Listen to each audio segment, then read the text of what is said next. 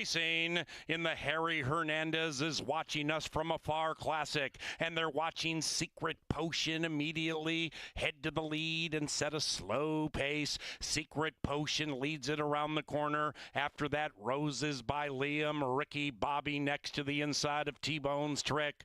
Then we come back to Ember to the outside of Last Martini, and up the barn side they go. It's very fairly contested pace-wise. Secret Potion seems to be doing it stylishly and pulls away by 2.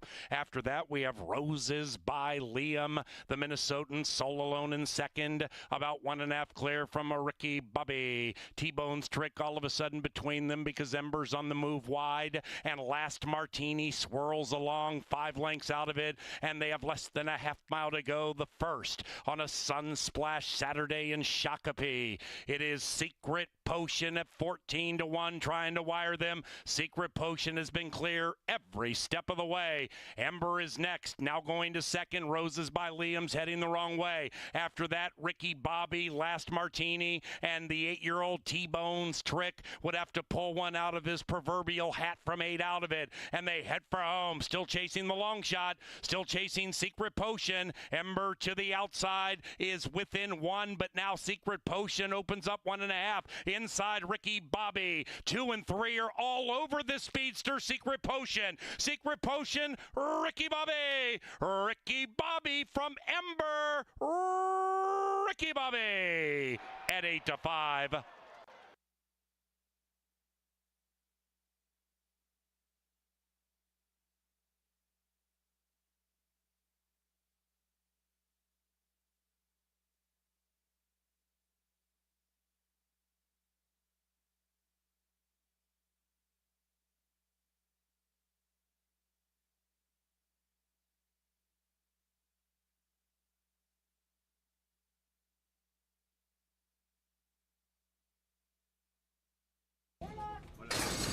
And they're racing. PR Call Me Maybe's looking to grab the headlines, and Chasing the One flashes some speed to the outside, but My Cairo Kid now at 9-5 takes the lead with 1 lap to go. After that, Incredible Victor, Kirill the Thrills between them. After that, we have Sharma D as they corner about 4 out of it. Burn Boss drifted wide around the turn, 5 out of it, and is 3 clear from Who Does It Better, loping along in last. And in first, it's My Cairo Kid and the leading man, Luis Fuentes. My Cairo Kid throttles down a smidge, leading at 1. After that, Chasing the One, chasing on the wide side, outside of Incredible Victor, that's the 7. Then it's PR Call Me Maybe, sequestered to the inside of Sharmady. Then it's Kirill the Thrill, 5 out of it, nickeled at a tad. Burn Boss outside of that one, and Who Does It Better comes creeping in 6 lengths from the front. Into the far turn they go, and not much separates these 8. It is My Cairo Kid, Incredible Victor, Chasing the One, still right in the thick of it. PR Call Me Maybe has not been asked to run, 3 lengths out of it, creeping in. Then we come back to Sharma D. Who Does It Better, 5 lengths from the lead, passing Kirill the Thrill, and Burn Boss is last, and My Cairo Kid still is first. My Cairo Kid, PR Call Me Maybe, Who Does It Better to the inside. Outside of that, Chasing the One, these 3. PR Call Me Maybe, Who Does It Better at 16-1. Who Does It Better? Bam!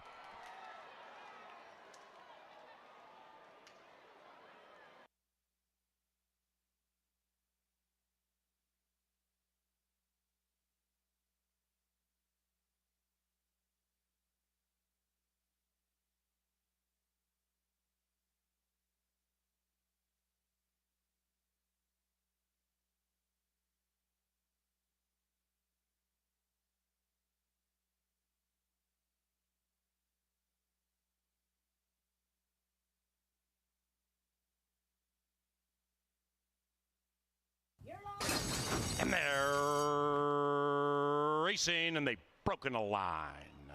Two from the outside, Magnet and Steel outbroke the field, but there goes Clear the Coast. Those shades on, trying to look cool in the winner's enclosure. Clear the Coast clears the field, opens up one. Magnet and Steel trying to stick to that one. Then we come to Majestic Kraken, beginning to creep up on the inside. Outside of that is Forsaken, 1.5 to the good of Schmooze. And that 5 is fifth, and just about 5 out of it. Far, far clear from Storm in Hong Kong. They're off the far turn, and Clear the Coast still leads it, but that lead is tenuous. Magnet and Steel is all over. Clear the Coast to the outside. Behind them, Majestic Kraken about to be overtaken by Forsaken. Then it's Schmooze, and Storm in Hong Kong is 13 lengths rearmost, and up goes Magnet and Steel. Magnet and Steel trying to steal away. Forsaken's on the outside. Majestic Kraken to the inside, and Storm in Hong Kong's running on very fast for the bottom part of the ticket, perhaps because Magnet and Steel has done enough to win.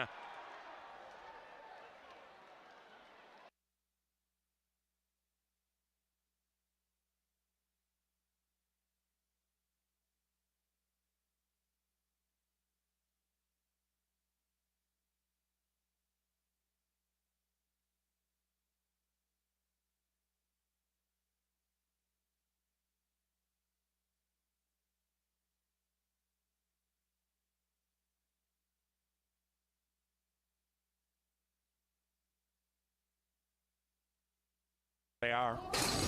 And they're racing. Number 8 caught off guard, leapt to his back feet after the gates popped and is in last. And Knave is in first. Knave at 9 to 1 speeds up around the turn and builds up a 2-length lead. That's Knave. After that we have Shot Creek. Shot Creek creeping up on Knave now as the pace conspicuously slows down around the turn. 4 and 7 squabble. Then we come back to Selling. That one's to the inside of a recovering Caught Off Guard. Caught Off Guard is caught wide, 3 out of it, and overtaken by Wild Time to the inside. And between them is Star Mission. Star Mission off the heels of the front 3, just 2.5 lengths from the lead. Then we come back to Cowboy Cause, biding the time to the inside of Clearwater Sunset, and the 8 are covered by 8, and they have 3.5 to go. Knave leads it by a head. Outside of that is Shot Creek, and even wider out, back to Selling's making a move. Shot Creek back in third. Then we come to Star Mission to the inside of Caught Off Guard. Meanwhile, Wild Time, the 3 to 5 favorite, is on the retreat, and in fact is almost last and still about 7 lengths from the lead. Up goes Caught Off Guard. Caught Off Guard, 8 to 1, last out of the gate, first with a football field to travel. It is Caught Off Guard from Star Mission, and Cowboy Cause to the outside. Caught Off Guard, Star Mission, Caught Off Guard wins.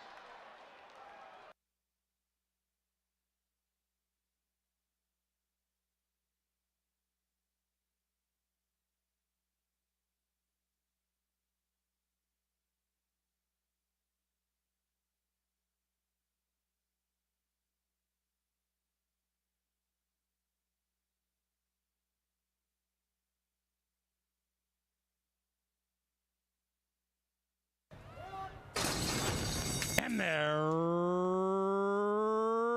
racing, and Astronaut Oscar soars out of the gate with good early speed. Hightail Cowboy to the inside has opted to hightail it right up to the lead. Awesome Family, like these two in the winner's circle right now. Awesome Family rolls up into third as the Cowboy takes the lead. After that, we come back to Masterpiece Day. That's the 4, about 3 out of it to the inside of Birdie Machine. Direct Action is circumnavigating around the turn, and Boss 9 is last, but only 7 lengths rearmost. Number 1 is number 1 in race 5. It is Hightail Cowboy looking to hightail it to the winner's circle. Next to that one is Awesome Family. Outside of that, Astronaut Oscar still very much in the thick of it, about 4 clear from Masterpiece Day, and they're coming home now. Hightail Cowboy refusing to look back. Awesome Family just hanging around.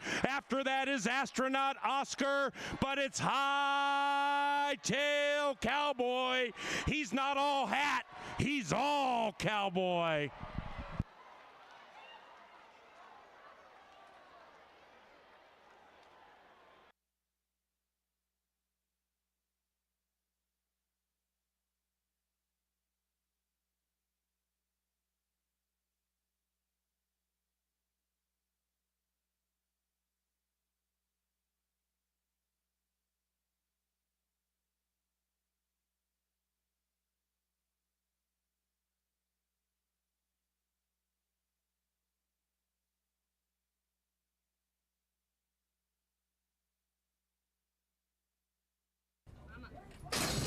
And they're racing. Slow beginning for Countess of Cairo.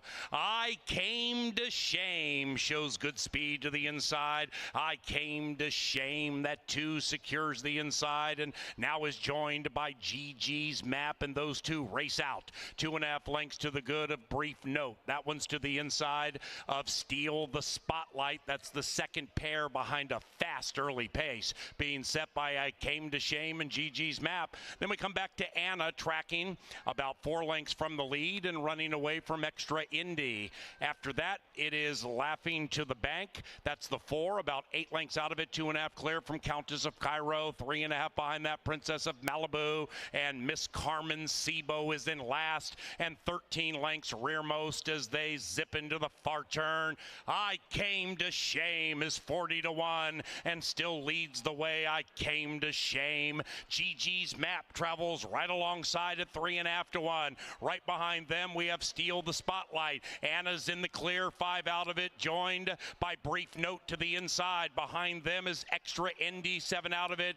Then we come back to Laughing to the Bank, and they're coming home now. GG's Map still slugging it out with this long shot. I Came to Shame. Here's Anna. Anna with the black blinkers firing nicely, and even wider out is Extra Indy. GG's Map, Anna, and outside of that, Extra Indy, Anna in time.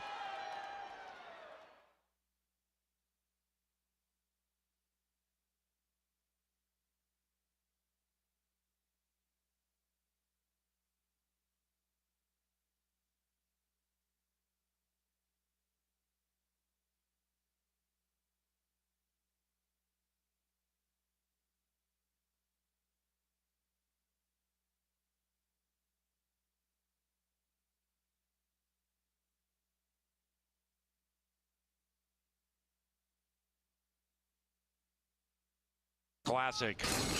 And they're racing. Oh, Dog off in last. Johnny Dar. Johnny Dar at 5-1. The Pretty Gray takes the lead. Mark Ingreely fires out of the gate nicely at 5-1. Outside of that, the veteran War Chest to the inside of Kids Inheritance. Then we come back to outrun him, looking to outrun him from 4 lengths out of it. Behind that one, the 10-year-old Zumarudi. And in last, the slow starting Oh Dog. Up the barn side they go in the Saturday penultimate. Johnny Dar and Eddie G calling the shots by a half. In second, Mark and Greeley by a half. The 9-year-old War Chest is pulling Fuentes out of the saddle. He wants to go. War Chest on the 3 wide side, a length and a half out of it as Outrun 'em comes sneaking through to the inside. Then it's Kids Inheritance wide around the turn. Zumarudi on the move about 4 lengths out of it. And Oh Dog is only 6 lengths from the lead. And number 1 is number 1. It's Johnny. Here's Johnny Dar showing the way. Meanwhile, Kids Inheritance with a big move on the outside. War Chest is feeling the heat. The 9-year-old all of a sudden 5 out of it. And after that, Mark and Greeley, and they're coming home now. Johnny Dar clear. It's Johnny Dar from Kids Inheritance. The bookenders are 1-2. After that, Mark and Greeley. Nobody's catching Johnny Dar. Here's Johnny right in the winner's circle.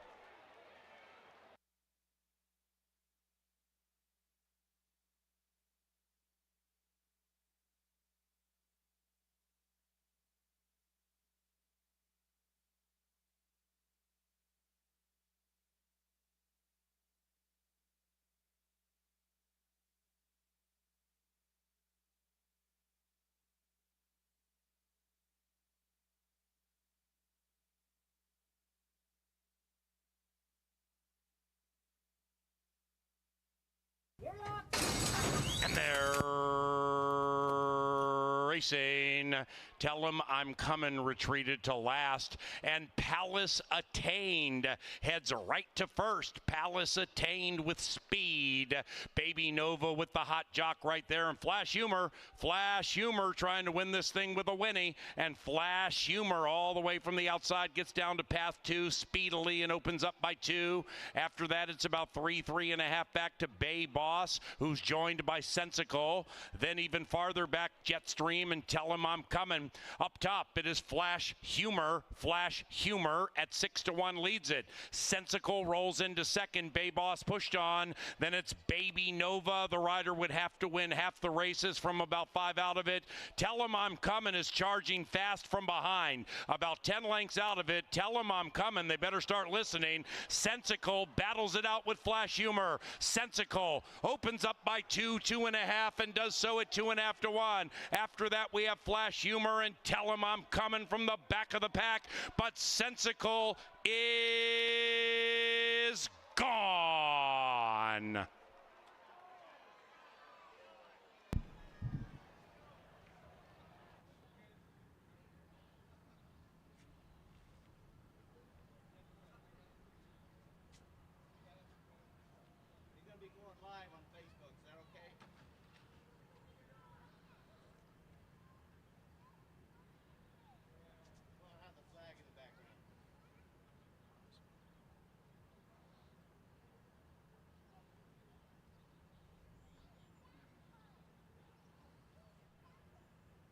Ladies and gentlemen, please rise as Mr. Paul Quinn leads us in the singing of our national anthem.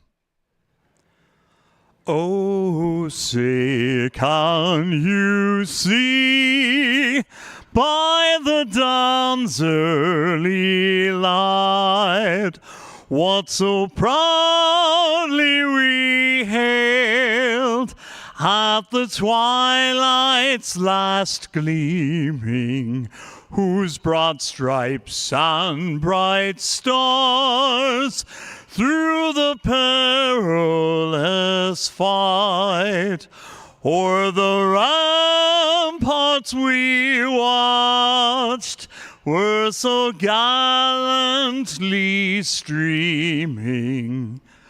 On the rocket's red glare, the bombs bursting in air, gave proof through the night that our flag was still there. Oh, say, does that star-spangled banner yet wave o'er the land of the free and the home of the brave?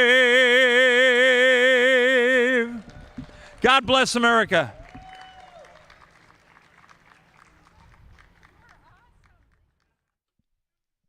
Good afternoon and welcome to beautiful Canterbury Park here in Shakopee, Minnesota. We're under partly cloudy skies. The main track is fast and the turf course is labeled good. If you'll open up your programs, we'll go over the changes on today's 8-race card. Races 1, 2, and 3 are all free and clear. No changes today in races 1, 2, and 3. In race 4, scratch the 4, Merlin's Sister. Make the jockey on the 8-horse, Kelsey Haar. Kelsey Haar rides the 8. We scratch the 4 in race 4.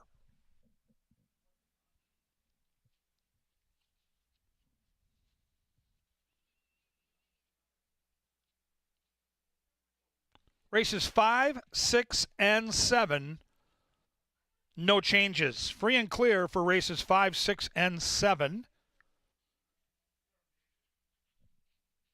Our final change of the day happens in the lucky last. Race number 8, scratch the 3, First Love. Race 8, take out the 3. Hot dog eating contest Wiener dog races, inflatable pigs. We've got it all. Pepsi Family Day is headed your way this afternoon. For more on that and all the activities here in the coming days at Canterbury Park, a special edition of The Fluffer with Paul Allen and Jeff Madej. Well, good afternoon and welcome to Canterbury Park. I am Jeff Madej. I'll be joined by Paul Allen. He's your announcer. He's also the hottest handicapper in the land. He's outside in the press box giving a short seminar, but he's going to join us right now because we've got a huge, huge day ahead of us. Paul Allen, welcome. What's going on, buddy? Ain't nobody giving any seminars out there, by the way. You are the hottest handicapper, at least in this room. What are you trying to do to me today? I mean, I've heard this. I've been here an hour and change. I've heard nothing but 35-80 horse this, hottest handicapper that. We do know it's the racetrack where yesterday could have been the wedding and today could be the funeral.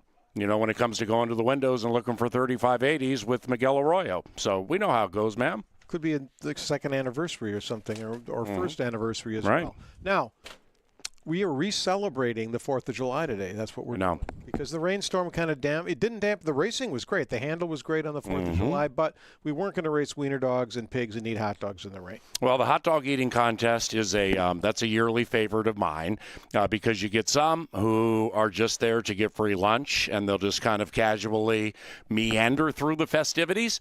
And then you get some who know how to do it and they take the dogs out of the bun and they get the bun wet and they mash on that, so that's cool. Very curious after all of the emails that we've seen today about the rules of the inflated pig piece. Very excited to see how that goes. And then I'll be down there after race number 6 to call those dogs. The wiener dogs, they are the original breed of dogs. Yep. We've been running them. They're the OD, original dogs. ODs, that's absolutely right. Now, that happens today, but later on this week, we have Wednesday racing at 5 o'clock. It's $5 night with $5 admission, $5 beers. Same thing on Thursday. Both of those nights will start at 5 o'clock. Saturday night is Hall of Fame night. An important, I think, a really important night because awesome night. The history of this track is deep and it's rich. Yeah, no doubt. And the Hall of Fame festivities, for those who attend, you have those who are in the Canterbury Park Hall of Fame, and those who are prospective as we look forward and cast our gaze to luminaries who are making memories now or have in the recent past, and it typifies what we are all about at Canterbury Park. And it's been really cool this year getting to know Fausto da Silva and the jockey Sabalos and Serafin Carmona, who rode here last year, but he's riding a lot more now. Just a lot of these new riders where it's, with all due respect to other racetracks, Fausto da Silva, he's on fire right now. I think he's won 6 races this week, most in the room, but I still think there's an acclamation for a lot of these guys. When they come down the stretch, they hear fans. And when they get to the winner's circle, some days they see 15,000 people, and they're like, "This ain't Phoenix. This ain't Tulsa. It's this ain't a tumbleweed blowing through the grandstand apron. This is Canterbury Park, where families are first, and a lot of people come out to the races." That reminds me of the Hall of Fame, where it just has a warmth to it, where it could be whomever in the cornfields with whatever level of racing you deem Canterbury to be. But for us, it's very, very special, and you can feel it on that evening. Absolutely, and that comes up next Saturday. Then on Sunday, it's Extreme Race Day. I know another one of your favorite days with ostriches, camels, and zebras. That always draws a big crowd. We've been doing that for a long time as well. That was a John Hardy production, and then next thing you knew, every track in the country almost, maybe not Saratoga, but every other track was doing it. Yep, for sure. And Saratoga, they'll run camels of a different variety occasionally when fields don't fill, with all due respect and just joking, Andrew Offerman. But we almost lost ostriches, and you and I have been co-workers and friends, for 30-plus years, and I don't think I've ever told you this. One of the early extreme race days that we had, I'm in the winner's circle calling it, and, in comes the ostrich with that long, skinny neck and those big black goggle-like eyes. Kind of look like Kevin Gorg's binoculars with, the right cover still on, and he sees a blind spot. And, I'm on the microphone, just saying that, this is the devil's bird. I'm looking into the eyes of something evil right now. This scared me. Yeah, it didn't go over too well with the old ostrich people, so they pondered not coming back for a second, but they'll be back. Yeah, and that's a big day. We'll have tons of families here. Then following that, next Sunday, we take a 9-day break for racing. We'll come back until the 24th, but we've got a rodeo in between. 19th and 20th, professional rodeo. Kind of exciting. I mean, rodeo, it's a great tie-in with our horse racing culture because it's based on livestock, on animals. And there's going to be bull riding, there's going to be bronc riding, there's going to be barrel racing, roping, all sorts of things, and music beforehand. So it will be a giant party and something that we're very accustomed to doing here. I started shining my favorite belt buckle about a month ago, and I'm online to find my best 10-gallon hat and work on my yee-haw for the rodeo, the 19th and the 20th. That's going to be great. Tickets for all these things available on sale right now at CanterburyPark.com. You can also buy a raffle ticket downstairs today to support the Leg Up Fund. You can win yourself an electric scooter or $2,000 in cash, but more importantly, you can help out a real good cause. Yeah, that's the A topic for me as we go with the fluffery before Kevin and Angela handicap because we've had riders go down this year. In fact,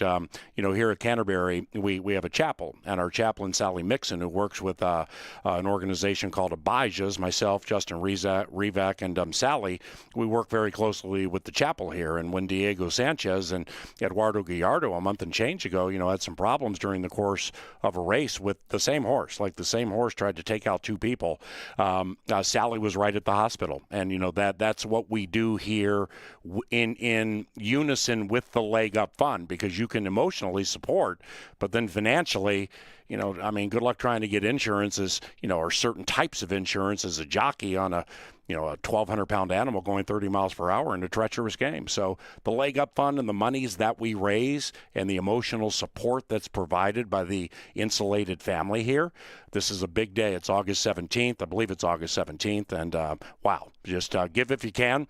And you should want to give because these riders give a lot for us. Absolutely, Paul. Well put. Now, let's take a look at the Loeffler leaderboard. You've talked a lot about the jockeys. Here How comes about Mac. the trainers? Yeah, Mac Robertson tied now with Tony Ringstorff. Yeah, here comes Mac, off to a little bit of a slow start. I think he has 3, maybe 4 wins this week. But Ringstorff he has quality stock, and that's interesting with Jose Silva Jr., who also owns some horses too. So the owner standings this year, they're going to be a little different than what we've seen over the last few years. I agree. And Cody Rosine, he had a win again last night. He is a very high percentage at Canterbury Park right now. So there's a lot of trainers to keep an eye on. Now, as far as the jockeys go, Luis Fuentes continues to win races. He's got a fairly comfortable lead. I know you think it could get tighter. Eddie G's riding some horses. He's riding some for Mac again. And Serafine Carmona, to me, and I said this yesterday, one of the most impressive stories of the year so far to me. Well, he is so good right now. I think when we chatted about it, I don't necessarily know if I said I think the standings, the race will get closer. It's just, Luis atop the standings here. We didn't see Luis last year. He rode somewhere else. Eduardo Gallardo, still young in his career. Serafin Carmona, as a jockey, very young in his career. Fausto da Silva, look at that. You got a 16. He has 6 wins this week in a cyclical game, so he's on fire. The point being is we have so many new riders here this year that this turf course is a majestic type turf course that riders like Flavian Prat, Florent Giroux, Ray Lou Gutierrez, some riders who come in here from other places always praise our turf course. It's tricky, it's difficult, and it's new for a lot of these riders, so we're still figuring that out. And if you're going to be leading rider here or one of the top, you better be a good turf rider, because we run almost half of our dirt races are on the turf right now. So, or pardon me, half of our races are on the turf. If you need free past performances, we offer them through bristnet.com for each and every race day. We do? Important. Do your own handicapping. Yeah, download them every day. Well, that's nice. bristnet.com. Maybe I don't need that sneaky T. Bennett account. Well, go right to the old freebie. And we talk a lot about the first 5 and the final 5, the 10% takeout pick 5. There's been some big numbers this year. Yep, and KG will have a first 5 for you coming up here soon, and maybe it's part of the bet club, maybe it's not. But the pick 5s and some pick 4s this year and the carryovers, I think our average $2 win payoff is somewhere in the neighborhood of 12 and low change, maybe 11 and high change. That's still a big number. That's quite a change from last year, too. We only have, I think we have about 32% of the favorites winning now compared to over 40 last year. The prices are bigger, the payouts are bigger, these pick 5s get juicy. Tracy, you're going to want to take part. Paul, thanks for joining me. It's great to have you up here. Shoot, I'll We've do been it every together single day if you want. 30 years together here at Canterbury Park. It's been Amen. quite a ride, and it's far from over. Up next, today at the races, Angela Herman, Kevin Gorg, brought to you by Touchdown Tile.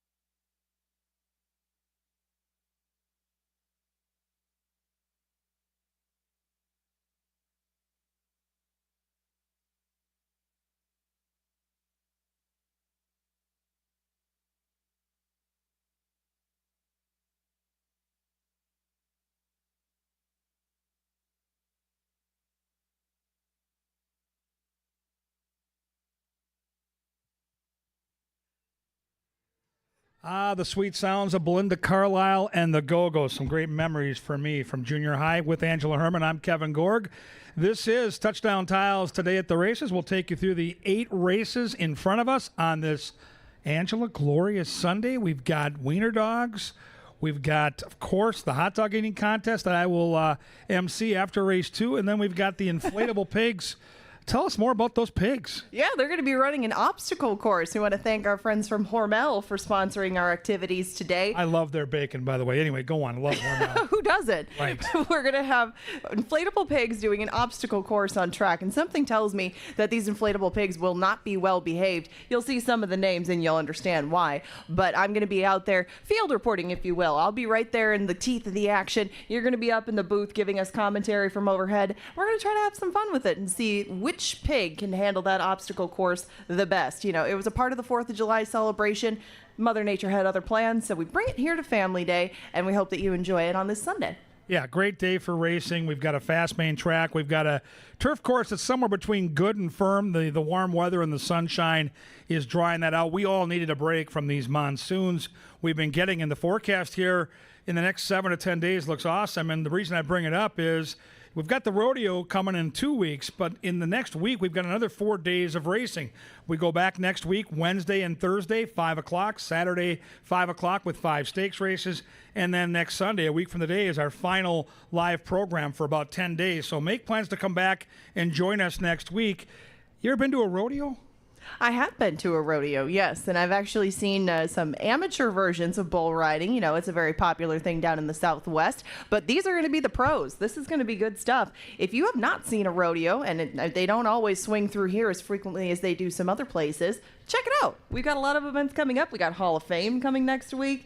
There's a lot of still good stuff. I mean, we're just getting going here at Canterbury, and the rodeo is going to be a nice break in the action. Should help some field size when we come back, give the horsemen, the employees, everybody else a break, and put a little something new into the mix. about halfway through the meet. So make plans to join us for all the racing and the rodeo. Head to CanterburyPark.com for tickets and for all the details. Let's handicap the races together today, Angela. We'll start in race number 1. We're going to travel 6 furlongs, fillies and mares. We start the first 5 right here. The morning line favorite is the 3, Pageant Perfect. How do you see the race? I saw it as a race that didn't have an overwhelming amount of speed outside of Spoiled Brat. I mean, Miss Double has some, but they don't have the variety that Spoiled Brat does. The problem is that 6 is sometimes a challenge for her. The 2 on the outside, I thought represented good chances with different trips maybe. Bohemian Jiggles is tough because I thought that she was going to go to the lead last time. She almost dropped back to last, so I went with Autism Counts just to her outside. She seemed to stick with her style. I think that'll serve her well from the outside. Either one of these 2 would be usable for me, so I did take it 6, 5, and 3, trying to beat Pageant Perfect. But how did you see it? Because there's a couple different races that these exit, and there's pairs from, or there's a trio from the Silva Junior barn, but there's a pair from Miguel Silva's barn. Do you think that a Silva will win this? Should. I mean, there just isn't a lot of great form in this race. I mean, when you look at the race, we're talking last out buyers in the 30s, and we're thinking these horses might be, top billing worthy. And there's no quality in here that tells me, oh, I can single this horse. So you're going to want to spread. Bottom line is, I think you're going to want to use 3 or 4 of the 6. I fall into the same horse you've got on top. Autism Counts. I like the second time back after shipping in from Turf Paradise. That's been an angle over the years. Stalking Speed. Spoiled Brad should be on the front. I'm with you there. She's 0 for 7 at 6. She wants no part of this distance. The 3, to me, the favorite, just looks like a horse that's going to be there no matter what. So if you're going to plan on exactas or tries, you got to use her. I'm going to tread lightly. Bottom line is I'm going to use 3 of them. I'm going to use the 3, the 5, and the 6 in my pick 5 and hope we can move on to some races with a little more depth to them, including race number 2, Ange, which is a 1-mile event on the turf. These are maidens looking for their very first win of their careers. Morning line favorite, 8 to 5 is the 5. There's a lot of steam upstairs on Raytastic, and I think you're with the Steamers. What do you got? I am with the Steamers on this one, with the class drop. It's one of the biggest class drops in horse racing, going from maiden special weights to maiden claimers. And it's not like this filly hasn't done that before, but she was doing it at Oaklawn Park. And all of those claimers, even the maiden claimers, can be salty affairs. Now, that was her first turf start last time. I think that she may end up preferring that surface. And she was behind Hattie Bloom. She was behind CC's Heart and Mark of Victory, who would all be odds on probably in this group. And if Raytastic can follow that up, stay a little bit closer, I think that she should be in good shape to break her maiden today. Too Hot to Stop ran a couple of times at Gulfstream, came up here, ran on the dirt, and she hung around for a little bit. I kind of thought that this might be the most likely, along with Per Tiger, to steal the race on the front end. But how did you see it setting up? I didn't see a lot of speed. I'm with you. I mean, it's clear the 2-horse does have some alacrity out of the gate. I have no idea if she has the quality to stick around for a mile. And I just see the 4-horse, this Too Hot to Stop, as a horse that route experience last time, so went around 2 turns first time, showed some speed within the middle part of that race, got tired. That was maiden special weight. We're back in against maiden claimers. I don't know much about the turf for this horse. Bloodlines are okay. But I kind of fall into the 4 in lukewarm fashion. I really wanted to put the 6 on top. We talked about this a couple days ago. Mac Robertson sitting on wins. He had multiple wins last night. His barn is going to heat up. 6 is the type of horse that could really jump up and run a big race, right? I mean, did nothing in her first 2 starts, including a maiden special weight race here. Went to Delaware, woke up, ran a pretty good race, and then went to the bench. So now it's the 3-year-old debut, a steady set of drills, go-to rider, good turf bloodlines. I mean, Yoshida is one of those sires that can pop. I mean, honestly, dirt or turf, right, they can all run. So I've got the 4 on top. I really fear the 6, and I respect the fact that the world, and I mean all the people I respect upstairs, are all on the 5. So I go 4, 6, and 5 in race number 2. Back to the dirt for race number 3, 6 furlongs. Very, very cool allowance race here with a purse of $30,000. And to me, when I handicap this race, Ange, it comes down to what do you do with Haunted Haze. Haunted Haze has kind of been the talk of the press box, right? We don't get a lot of $20,000 claims here at Canterbury, and they debuted for the season back in May. They snuck the horse in for 20. She was going to get bet. He went off at 1 to 5 and crushed. Came back and validated that claim by beating Minnesota Bred Allowance Company. But now this is open company. Yep. It's a whole different level. Yes, and you face some older horses along the way, too. I mean, he's 4. Some of the 3-year-olds in here have have to question because some have limited experience outside their own age group. But I just went to a horse that's further outside with forgiveness in mind with Quality Rags. And I think we both ended up with him. Yep. But Haunted Haze is in the mix just to see how many steps forward he has, because he was so impressive when he broke his maiden. Last time he had to work for it a little bit more. He was still impressive, but again, it's just a matter of seeing how quickly they can develop and how many times they can upgrade their performance. I think that he would need to compete with Quality Rags, but not by much. It's just what you think of him and his incline, where Quality Rags, I think, has really stayed very consistent. Other than last time where maybe he didn't like the mud, he has consistently shown that he can fire a shot that wins this race. So I'm going to put him on top of Haunted Haze. But I think that these two are going to be the clear-cut contenders by the board. And I think they might have some pace to run down on the inside with Blue Jay Way, who's very talented, but hasn't been seen since August. Yeah, I think the advantage we have being here every single day, kind of pounding away on the same horses, same trainers, is you get to see which races are live and maybe which races are not. And I look at 86 Chevy, who really looked good last time winning that race. And then I look at Bay Boss, who ran second. We saw Bay Boss late in last night's card run a clunker. I look at who Haunted Haze ran against. Superstar Swank came back to run a big one. So did Johnny Begani. Exits a live race. And then I'll get to Quality Rags. I'm a big fan of Half Brother. I've got Half Brother as being a horse that's got all kinds of talent out of the shear barn.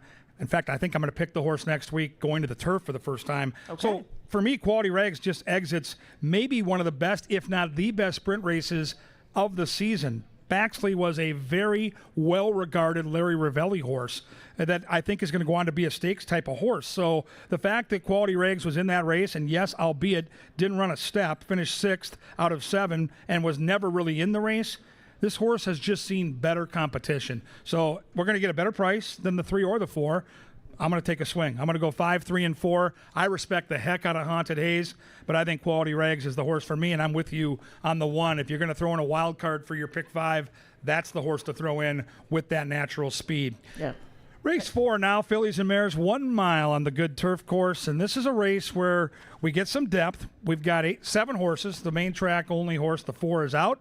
Morning line favorite in lukewarm fashion is the 5 Golden Gopher at 5-2. But Ange, you're going for a little bit of a price. Tell us. I don't know if Elegance and Tonic is going to be much of a price. She gets bet when she's on this turf course up here. I would love 4-1. I think that Bet Your Assets is going to take a little bit of money. I think that Golden Gopher, your horse, is going to take a lot of money. But not just my horse, but Johnny the Mouse Mickelson has a feeling that horse could be good too. Yeah, imagine that. Big Golden Gopher fan back there. If you don't know, now you do. Golden Gopher, the Hunch play, and the kids play today. But Elegance and Tonic is, we were talking about this beforehand. She's a versatile sort of horse. You know, last time she was up on the pace. She doesn't have to be. Right. And if things go really fast, if Warriors Moon and Bet Your Assets get a wild hair and decide to go off and set 45 sort of splits, Elegance and Tonic doesn't need to chase them. But given that she's on the rail and she can save some ground, he can make that choice a little bit later in the race. If he wants to move up and engage them, he can. If he wants to lay back, he can. Elegance and Tonic just has solid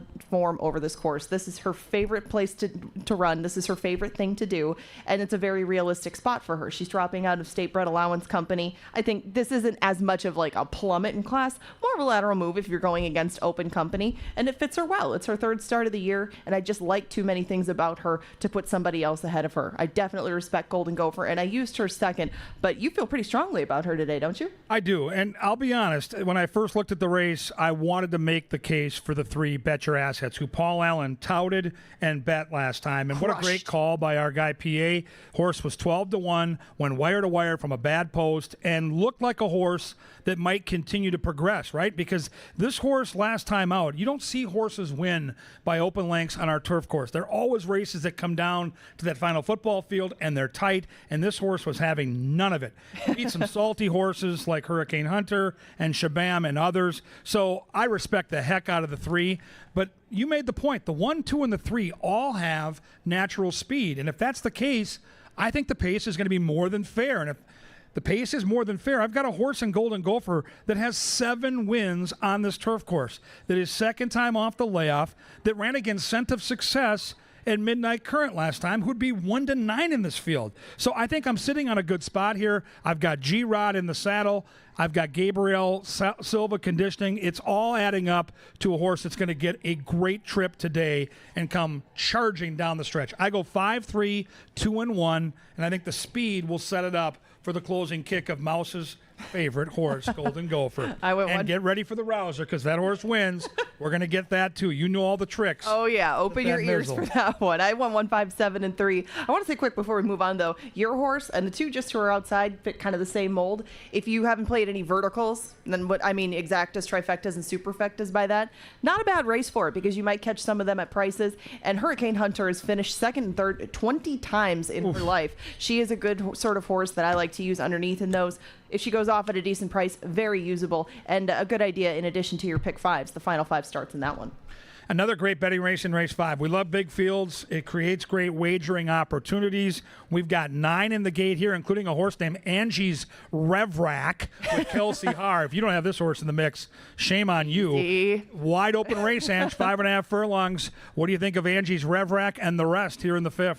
Angie's Rev Rack is a horse that you're going to want to get a look at down here. She sometimes gets a little excited in the walking ring. We're an excitable bunch, us Angies, Yes, so we are. you got to make sure that she is on her best behavior so that on a day like this, she can conserve some energy for the track. I mean, it's hot out. You can't pile that on top of getting wound up out here in the paddock and expect an A effort.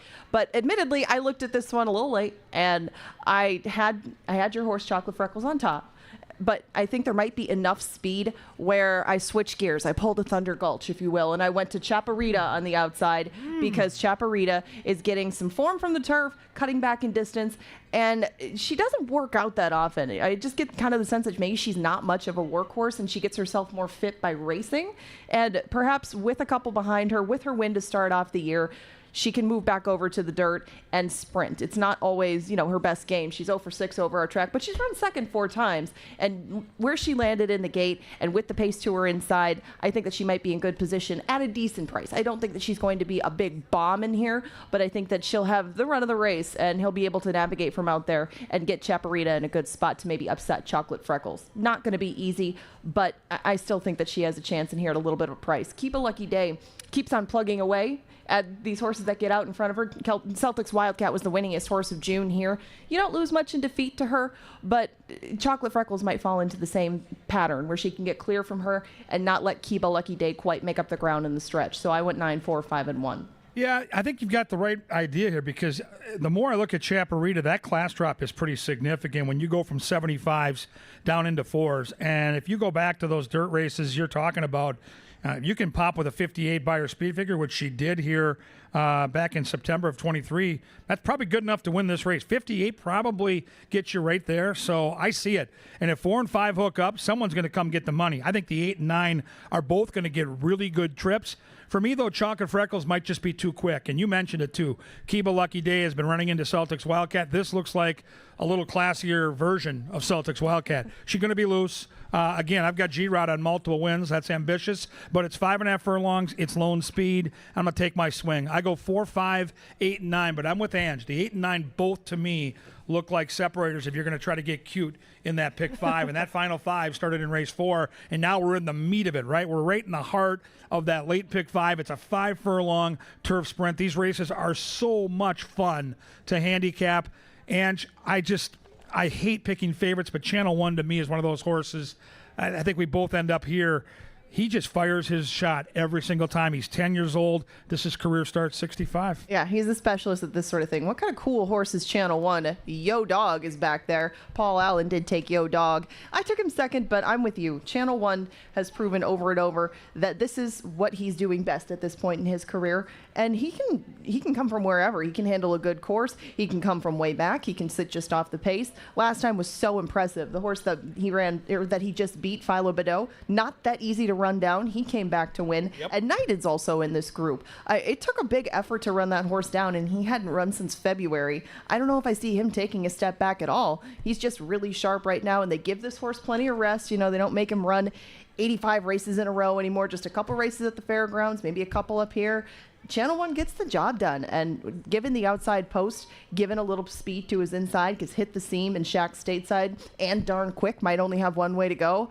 It really looks like a good setup for him and for Yo Dog. It's just that one of them drew the rail, one of them drew the outside. So I'm going to take the outside one and go 7, 1, 3, 4. Yeah, I like the fact that the 10-year-old's given a little time, too. I mean, this is not a horse you're going to run back every 2 weeks and hope for the best.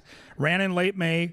They had a race in mind, likely in June. Maybe it was in Indiana. I don't know. Yep. We got a workout in Iowa, though, that tells me this horse was on a van, and it was a good workout in late June. Now we're back at this horse's home base here for Tanner Tracy, the horse that's done well over our turf course and knows how to win. And once again, I see speed. 4, 6, 2. These are really fast horses, and that's exactly what Channel 1 needs. He needs a hot pace up front. He's going to get it. And that 8-5 morning line, I appreciate the work that Brandon does. Our morning line guy here at Canterbury has been absolutely awesome. If I could lock in an 8-5 right now, I would go to that cash machine and take out the max. I don't think we're going to get anything near 8-5. I would settle on even money. I think that might be ambitious. Bottom line is we both love Channel 1. It's our strongest opinion on the race card, and that brings us to the late daily double. Starts on the dirt, finishes on the turf. Race 7, 6 furlongs, claimers, $5,000 tag on these horses. And once again, this is a race that I think has some wide open ability to it. I've got the track Phantom on the 5. I've got you on a different horse, and I've got me on a bomb. Tell us about your 4-horse here, Hidden Profit, you and PA. Yeah, we both have Hidden Profit coming in off a drop. I mean, he broke his maiden for $7,500. They put him in a realistic spot at $10,000 last time, and he wasn't hopelessly beaten. Now, I will say he was not flattered when yesterday we saw the winner of that race come back and run third. It wasn't a bad third, but it just wasn't much of a step forward. So they drop Hidden Profit. So I like that. You know, they're not afraid to lose this horse. They just want to put him in a spot where he can win. And Hidden Profit, having that sort of style that he did last time, or 2 back, I think that he might be the speed of the speed. The question is Cinco El Sovereign. I know that this horse did win a race wire to wire down at Houston. They didn't go particularly quick early, but time can be very relative from track to track. It's just that we haven't seen this horse since February, and you'd think that if this horse was, you know, all there, that Cinco El Sovereign would not be in for 5, and he would not have been off since February. If he wins, he wins, but if I'm going to get 5-2 on that horse, and you're going to give me something in that neighborhood on Hidden Profit, I'm going to take Hidden Profit every time. I did use Not a Dance in my pick 5. Not a Dance is interesting because he can come from off the pace.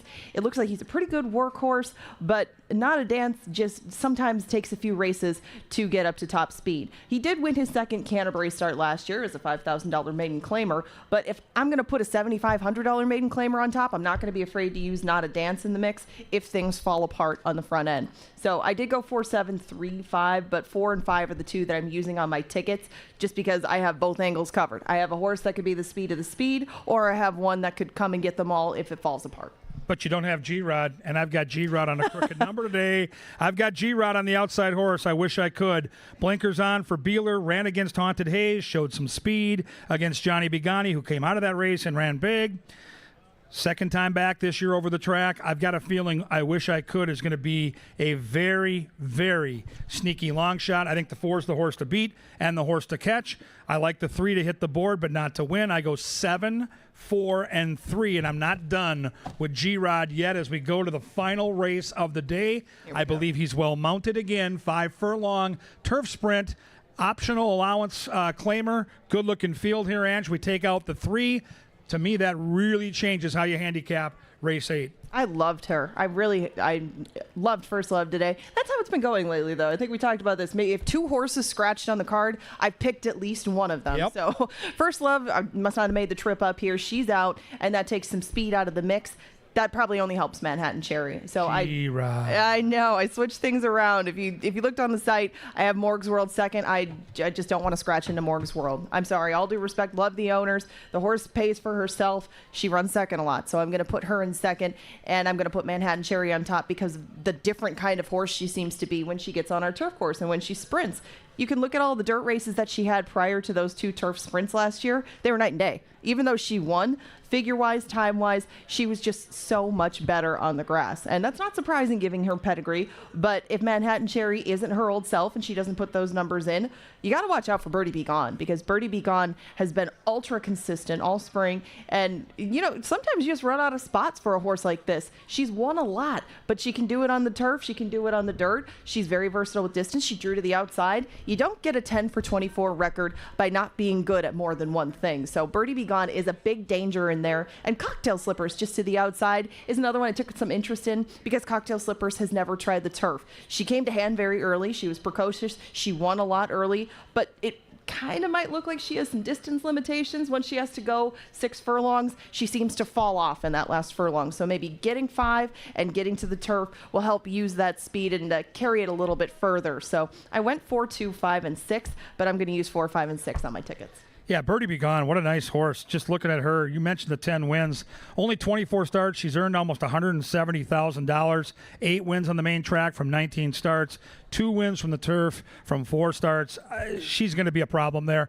But for the 4th time today, I've got G-Rod on top. It's me and G-Rod in the winner's circle all day long. Manhattan Cherry loves this course. Love the way she ran last year. She'll hold off Birdie Be Gone. Morg's World will come flying like she always does. Love the owners. Love the horse. Morg rhymes with Gorg, but she's going to come up a little short today. That's it for our show today at the races, sponsored by Touchdown Tiles. As we mentioned, hot dog eating contest after race 2. Later in the day, Wiener dogs and inflatable pigs. For Angela Herman, I'm Kevin Gorg. Have a great day right here at Canterbury Park.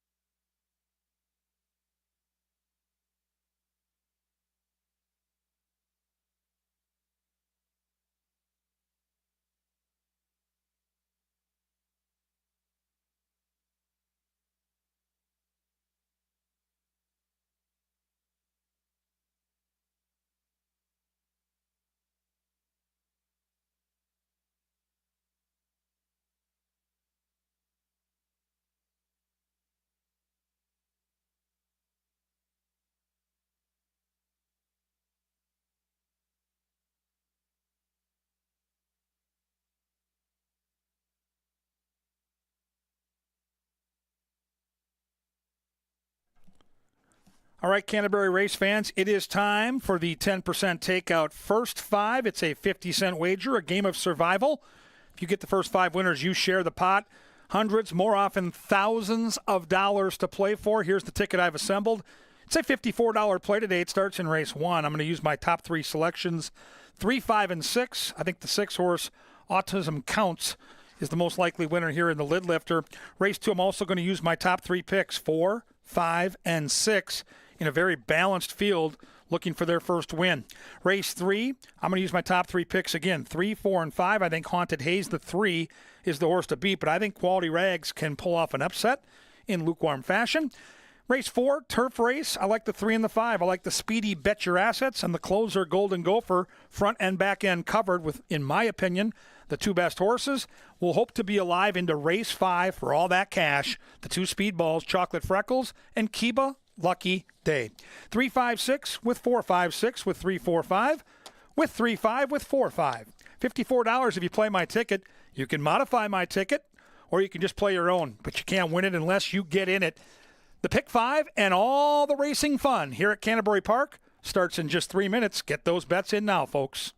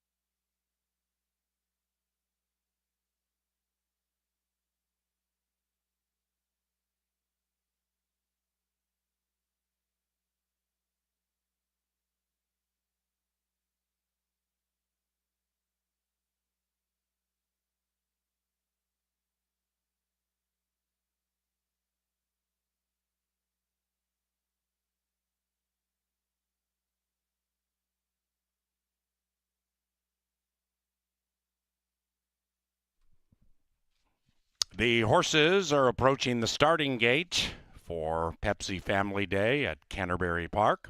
Today's racing also provided by Quick Trip and Hormel. If you want to be a bull rider, we have the opportunity. Mechanical bull rides are available down by the racetrack all day. Check out the Canterbury website for more information about the Ram Trucks Rodeo.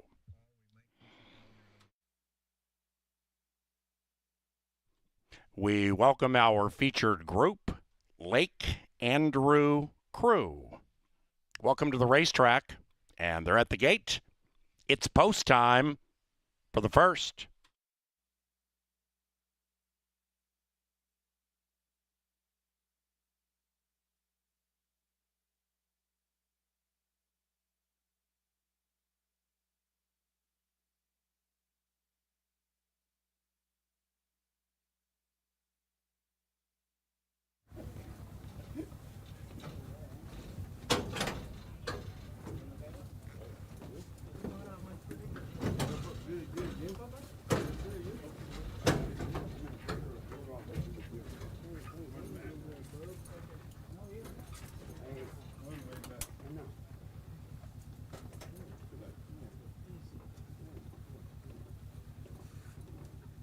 Alrighty now, into the gate for the first family day at Canterbury Park. Autism Counts 65. And they're racing.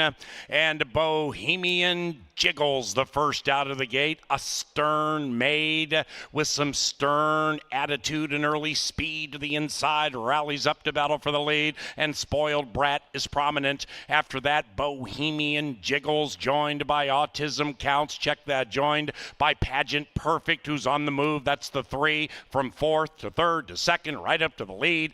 Pageant Perfect on the move. The white horse is Miss Double, who needs to be on the double. 7 lengths out of it, far turn. 3/8 to go. Pageant Perfect pulls away a length and in second is A Stern Maid. Then we come to Autism Counts, swinging into action on the outside. Spoiled Brat is looking for a place to go to bed. Then it's Bohemian Jiggles, and Miss Double is now on the outside. And here they come, charging down the Canterbury Park John Deere dirt. It is Pageant Perfect leading it from Autism Counts. A Stern Maid back in 3rd. After that, we have Bohemian Jiggles closing fast. It's Pageant Perfect holding on. Pageant Perfect at 2-1.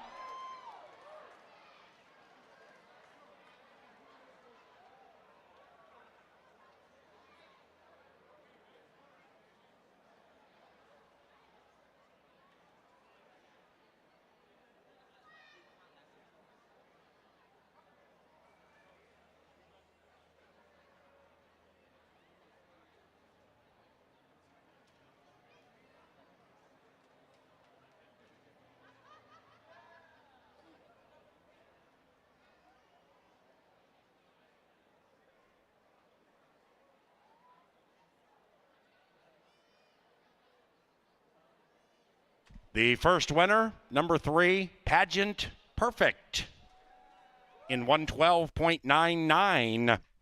Awaiting the other numbers. Stand by.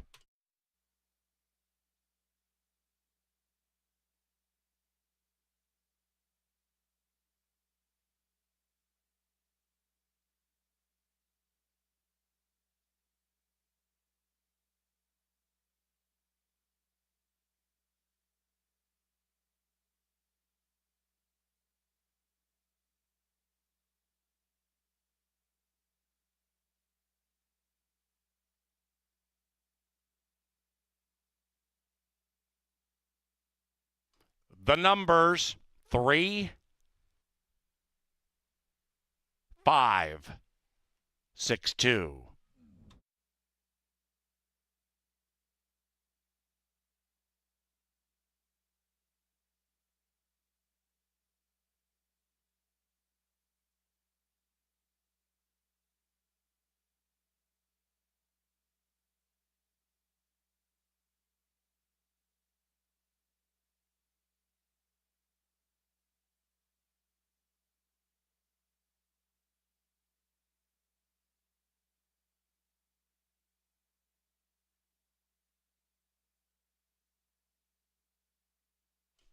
And the first race is official.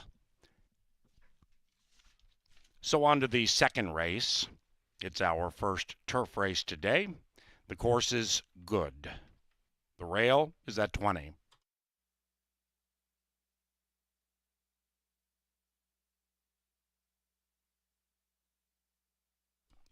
No scratches, no rider changes to the second race. Provided by Apple Autos, the official vehicle supplier to Canterbury Park, and xfinitymobile.com.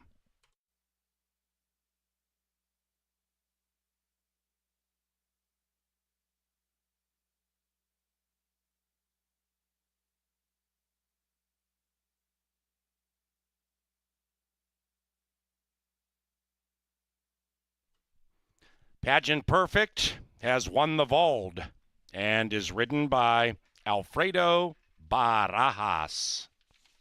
Pageant Perfect is owned by Hidden Creek Farm and Silva Racing.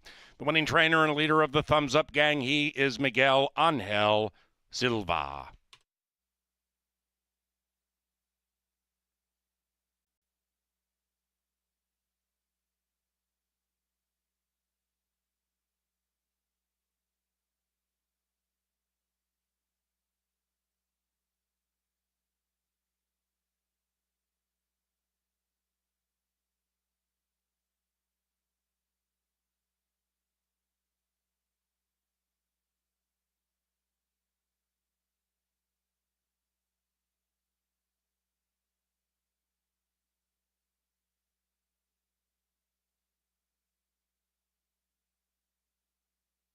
counts 6-5. And they're racing. And Bohemian Jiggles, the first out of the gate. A stern made with some stern attitude and early speed to the inside. Rallies up to battle for the lead. And Spoiled Brat is prominent. After that, Bohemian Jiggles, joined by Autism Counts. Check that. Joined by Pageant Perfect, who's on the move. That's the 3 from 4th to 3rd to 2nd, right up to the lead.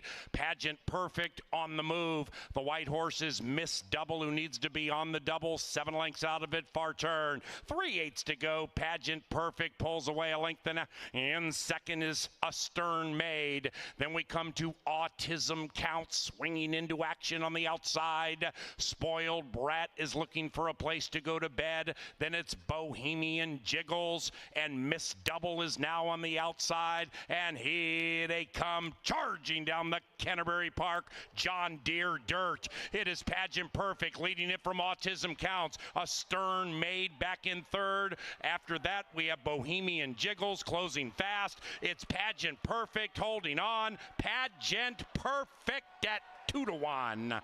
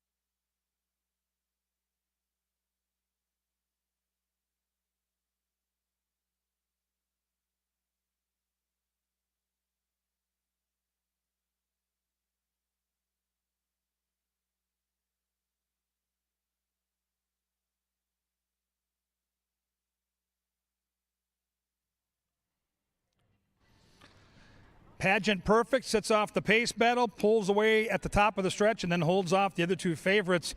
As we have a formful start to our Sunday, we have so many 4th of July activities here as we close out the holiday week. Of course, we had all that rain on the 4th of July. So after this race, I get to commentate on the hot dog eating contest. After race 5, we get the inflatable pigs with the obstacle course, sponsored by our friends at Hormel. And then, of course, the Wieners come after race 6. The Wiener dogs, so much fun to watch. Some of my very favorites here today at Canterbury. But let's get you, making some money along the way. We've got a pick 4 that starts here, turf racing, and this is an interesting maiden race. Only one of these horses, last time out, finished in the top 4. No one's won a race here. So if you're looking for upset potential, look no further, and the betting board tells the story. The money's real spread out here. Fun opportunity to try to make some cash. Let's handicap together, starting with number 1, Red Sunshine. Sprinted last time on the main track. That looks like a prep race now. If you go back to this horse's career best, it was July of last year. It was on this turf course, and the horse photoed for a win. I like the way Pena's been riding, rock solid in the saddle, inside post. If the horse can duplicate that turf effort from last year, could be a very interesting long shot indeed at 7-1. Number 2 is Per Tiger. The trainer, Miguel Angel Silva, looks to sweep the daily double. Roberto Morales is the pilot, never been on the turf, lukewarm bloodlines for the Endeavor, but does have early speed and does make a nice impression so far in the paddock. 3 is Carbonell, Kelsey Har.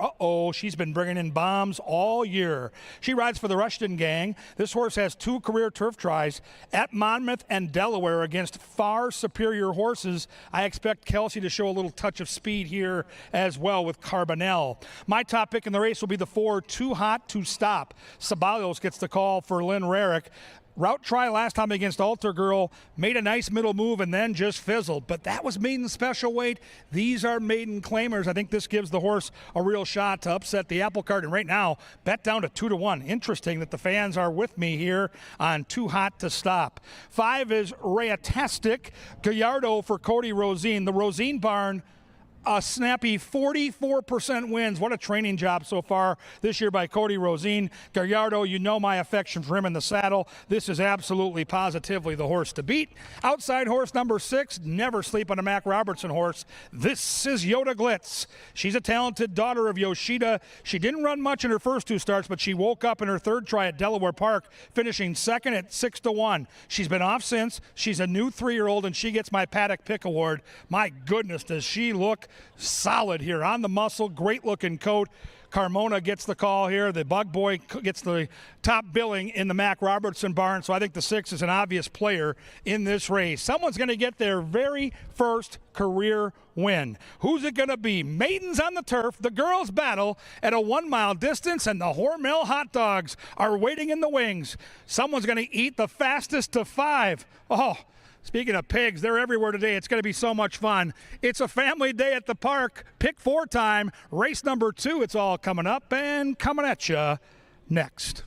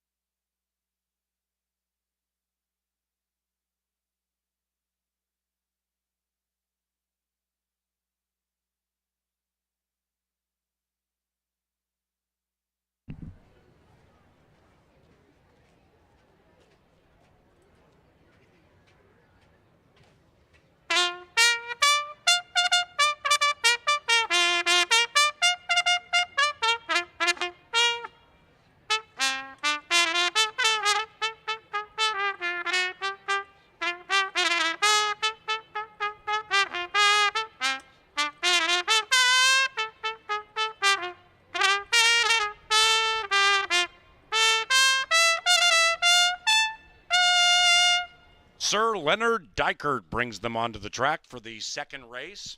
They're on the John Deere dirt. Then they head to the turf course listed as good. The rail is 20 feet out.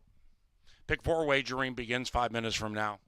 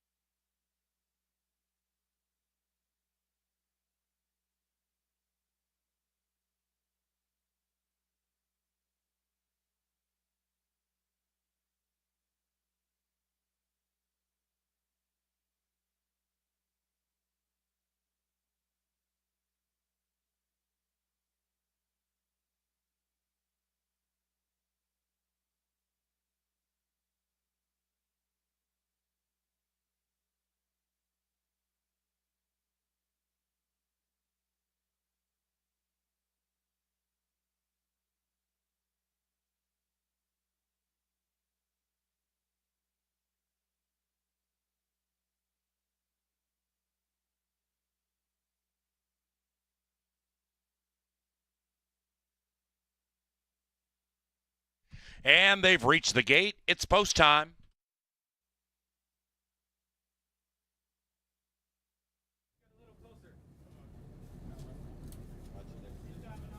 Okay, go for it. Go for it.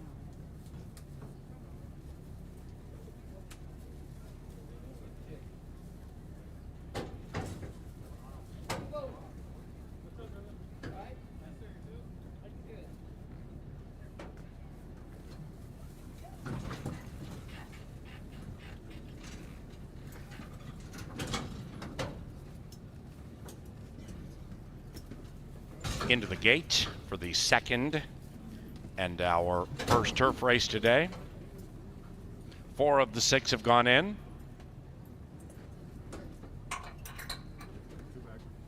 Here is Carbonell and Yoda Glitz.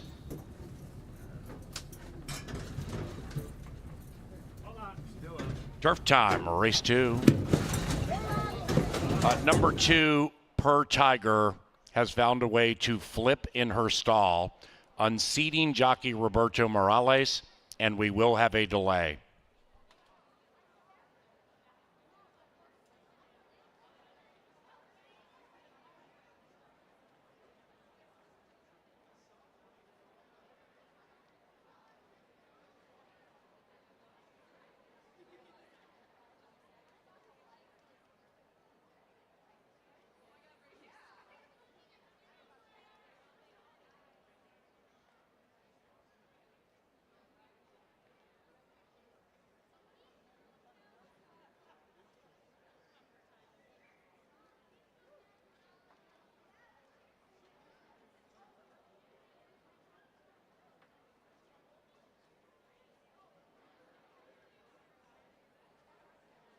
Ladies and gentlemen, scratch number 2, Per Tiger.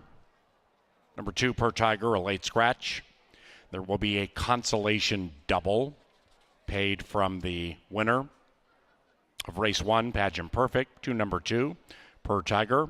Otherwise, refunds for number 2 on Win Play Show, Exacta, Trifecta, Superfecta, and double wagers are available right now. If you have a refund coming your way, you can get it right now and re-wager on race 2. Pick 3, 4, and 5 action heads to the starting favorite if you had number 2, Per Tiger.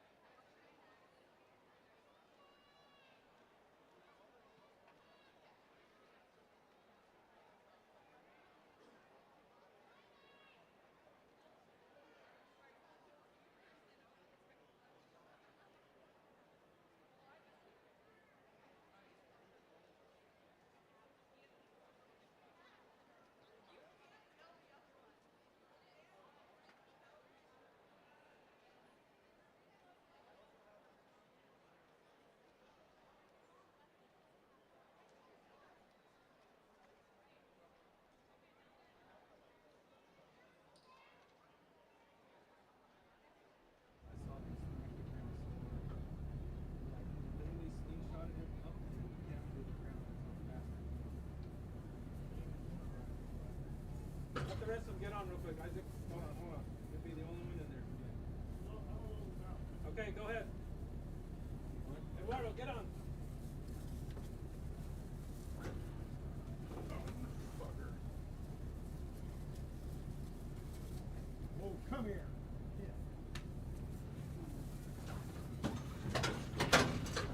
It wouldn't hurt to have this horse practice doing that. Yeah, he's gonna be smooth.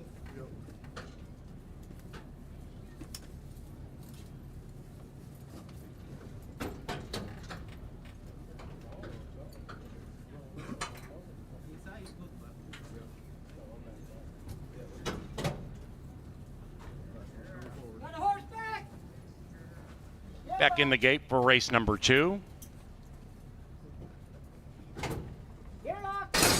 And they're racing. And Carbonell came out speedily. So did Too Hot to Stop. Outside of that, Raytastic. Then we come to Yoda Glitz at 2-1. Drafting in behind the leading 3. Red Sunshine is 6 lengths from it.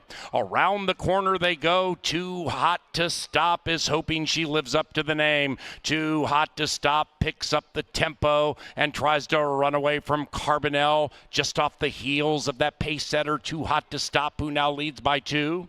After that, Raytastic, she finds herself 8 lengths from the front. Red Sunshine, splashed by sunshine on this Shakopee Sunday, is 9 lengths from the lead, and the lead belongs to Too Hot to Stop. And the one in last is Yoda Glitz, last and 10 out of it. They head into the far turn. They have 3.5 furlongs to go. Too Hot to Stop 1. In second is Carbonell. They're beginning to creep up on the speed. Raytastic now 4 out of it to the inside of Red Sunshine. And a Yoda Glitz is 8 lengths out of it, moving in a tad. Too Hot to Stop still in front. Too Hot to Stop at 6-1 leads it by 1. In second is Carbonell. Raytastic to the outside. Then it's Yoda Glitz. And Red Sunshine finds herself 10 lengths behind. Too Hot to Stop. Raytastic attacks to the outside. Yoda Glitz to the inside. Too Hot to Stop fights back. Raytastic with the narrow lead. Yoda Glitz grinding on the inside. Raytastic. Yoda Glitz has her. Yoda Glitz from the back of the pack to the winner's circle.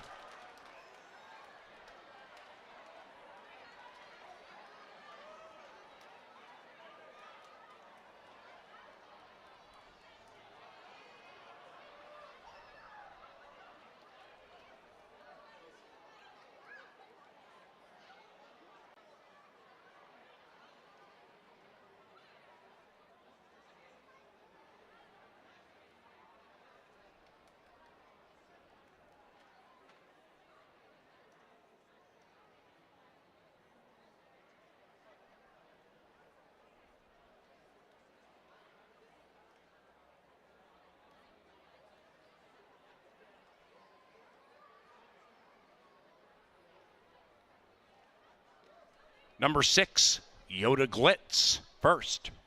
6.543 in 138.96.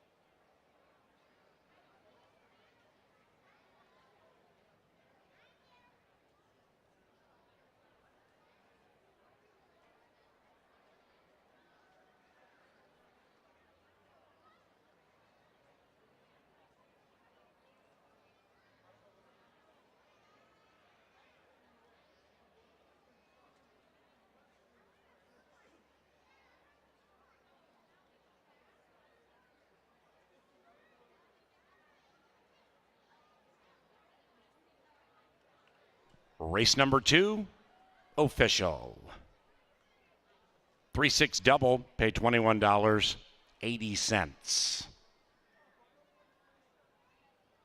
The consolation double, $5.80 to the scratched per Tiger. Back to the John Deere Dirt for race number 3. No scratches, no rider changes.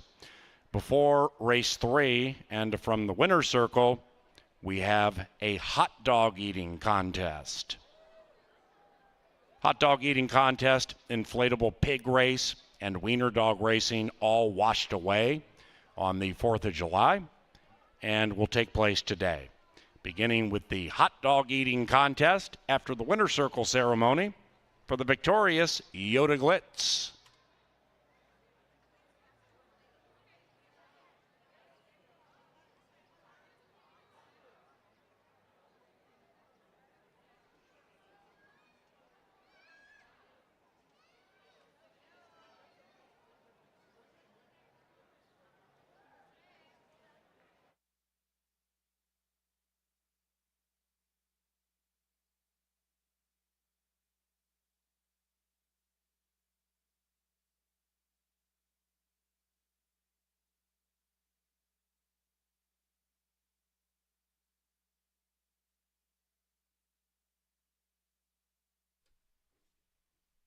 Into the maiden, make that into the winner's circle, a maiden no more, Yoda Glitz, and Seraphin Carmona.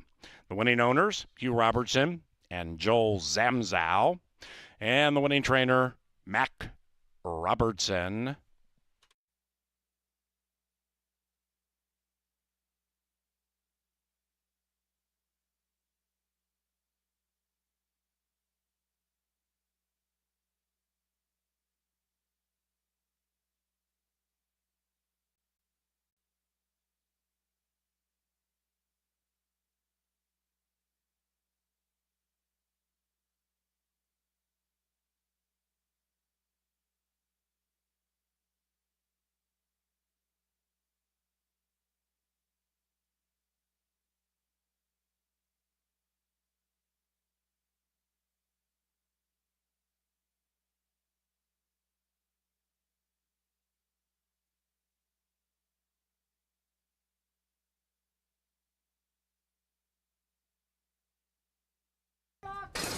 And they're racing.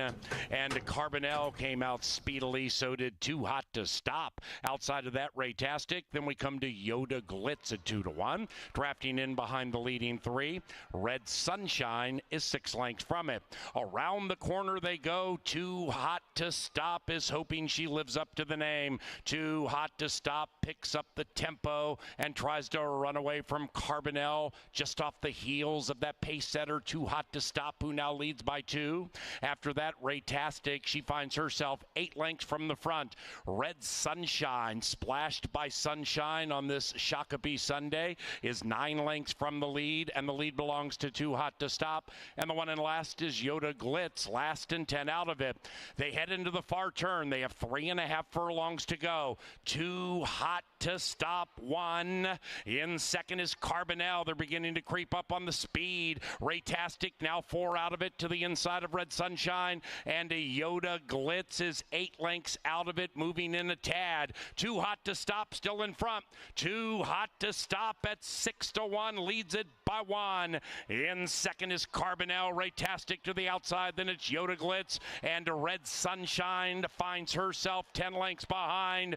Too Hot to Stop. Raytastic attacks to the outside. Yoda Glitz to the inside. Too Hot to Stop fights back. Raytastic with the narrow lead. Yoda Glitz grinding on the inside. Raytastic. Yoda Glitz has her. Yoda Glitz from the back of the pack to the winner's circle.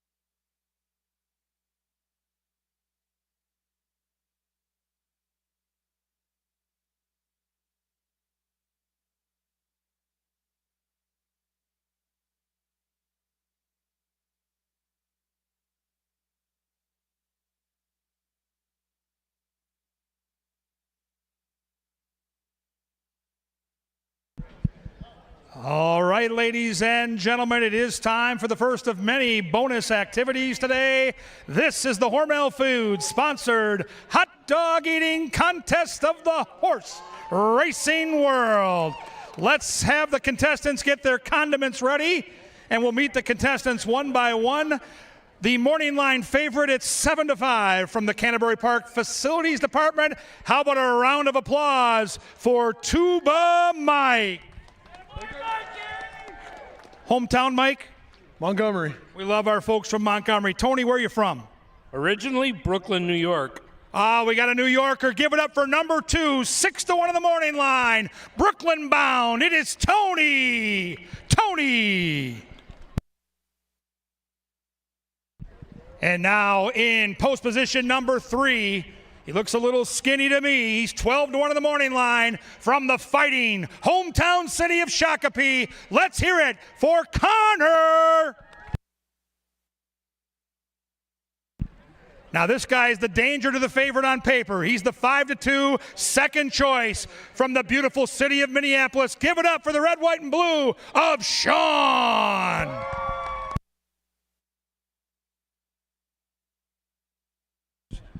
Next at 8-1, one of the sneaky long shots in from Little Canada. Give it up for Mark, the elder statesman of the group. And from the fighting city of Otsego, the youngest battler in the fight. Oh no. Here comes the shirtless Brendan. Yeah, that is too much information. All right, here are the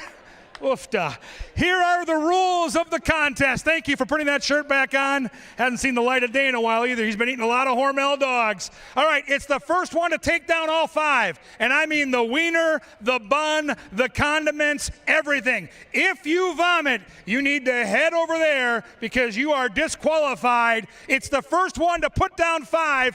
Side bets are encouraged.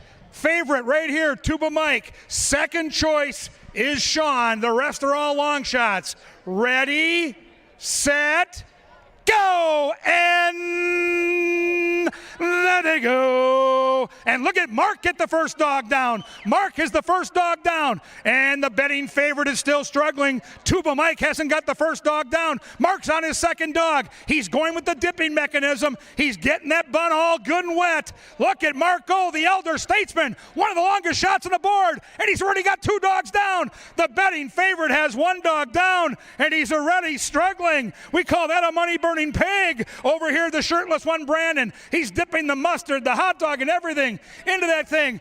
All right, Mark still leads. He's got 2 buns down, 3 dogs down, and he's still working. Sean is, I don't know what Sean is doing, but he's struggling. Next, we've got Connor. Connor just got his first dog down. He was the longest shot on the board. Tony's fighting hard. Tony's got his second complete dog down. Mark still got a couple of buns, but only 1 wiener left. Mark is taking a full lead here. Mark is charging. Mark the Lark, the elder statesman, is putting Tuba Mike's back up against the wall. Tuba Mike needs to do much better. The jockey is asking. The horse is not responding. And Mark has these dogs, and he's going fast. His final dog with 1 more bun. Brandon, the shirtless wonder, halfway home. Sean battling on. Connor struggling. Tony battling. Here comes the big dog. 1 more try for Tuba Mike. Can anyone catch Mark? He's got half a bun left. Look at this guy. Look at him go. The elder statesman. He has done it. We have a champion. Oh, my goodness. Mark, I got to tell you, you're a former coach. We both had the pleasure of coaching young Heather Martin. It clearly looked like you had a strategy. What was that plan, and how did you execute so well? And you got to eat fast, swallow fast, and drink. And let's be honest. When it's Hormel hot dogs, these aren't some run-of-the-mill dogs. This is best in show. A tasty treat as well. Very good. I'm going to go get a couple more afterwards. Hey, how about it? Give it up for Mark, the champion of the Hormel hot dog eating contest. Mike, we got a lot of people out here that saw the Canterbury golf shirt. We got a lot of us that work here that had side bets. Angela Herman went to the cash machine. She had $200 to win on you. And I look at these dogs, and I look at you, and I'm like, dude, the sunglasses, you got the gel in the hair. First time I've ever seen hair product in your hair. All these fans cheering for the hometown guy that works at Canterbury. What went wrong? Well, I think the buns were a little dry, but that's okay. That's the first time me doing this. This wasn't good for the diet, but that's okay. We'll be ready for next time. So what is your training plan between now and next 4th of July? Because fool me once, we can't get fooled again. You know the rest. How do you respond next year when you got this guy who's my age? So he's an elder statesman. He's up near 60, and he kicked your bottom. Well, I'll be planning for next year. I'll be getting ready. All right, the trash talking has begun. The longest shot on the board, the oldest man in the crowd, does it for all of us guys on ARP. Gets it done today. Thank you for participating in the Hormel Hot Dog Contest here at Canterbury.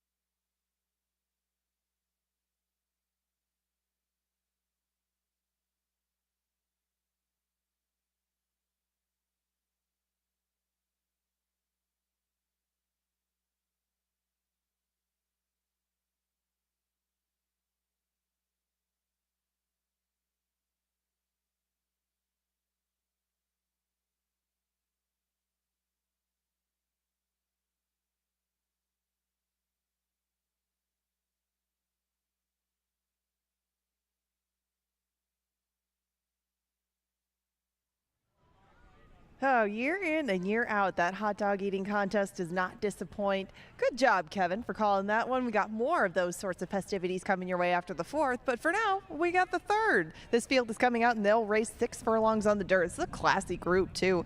Nice allowance foes, and we start on the inside with one we have not seen in quite some time. Making his first start of 2024 is Blue Jay Way. He has put in 2 excellent efforts to start off his career, though. Nearly 2 for 2, just a length short in that debut, and flashed his speed to break his maiden last August. Problem is, that is the last time that we saw him, and he drew the rail today. He's got quite a bit of speed to his outside, but that probably accounts for the 6-1 price. I did use him in 3rd, but Blue Jay Way will sure have a stiff test in his first start as a 3-year-old. As far as the pace goes, he and Constantino Roman, I'm sure, will try to take them as far as they can, as fast as they can. You get 6-1 on him, you get 7-1 on the gray on the screen. Irish Dawn has a lot more experience to him than the rail runner, but he does have a touch of speed to him.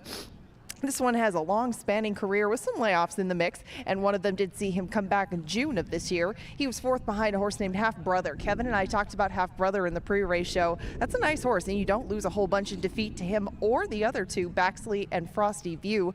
Irish Dawn put in a good tussle on the front end, and he just couldn't hang on, but you have every right to be tired in that kind of layoff. We hadn't seen him from September to June. With that one under his belt, he should be a little tighter today. That's a decent price for a nice horse. Maybe Irish Dawn makes a better of account of himself and holds on a bit longer today. He probably will be the field's long shot, but if that's what you're in the hunt for, he is the one that fits the bill.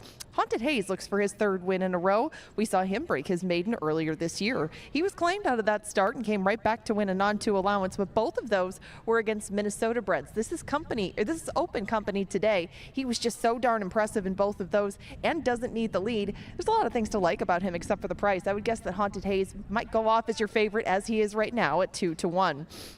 86 Chevy just broke his maiden as well. He did that from just off the pace, and that might be a good tactic for this afternoon, given the speed that's drawn to his inside and to his outside. And 9-2 is not the price I expected on him. That should probably come down, but 86 Chevy himself has run very well thus far, both at Tampa and up here in Minnesota. Not really much to fault as far as him, and he is a very square number, just like the outside horse, but the one between them on screen is Quality Rags. Quality Rags is another one who has shown certain degrees of pace, but doesn't really need the lead. He kind of broke slow in his first start, and the outside positioning should very much help this one.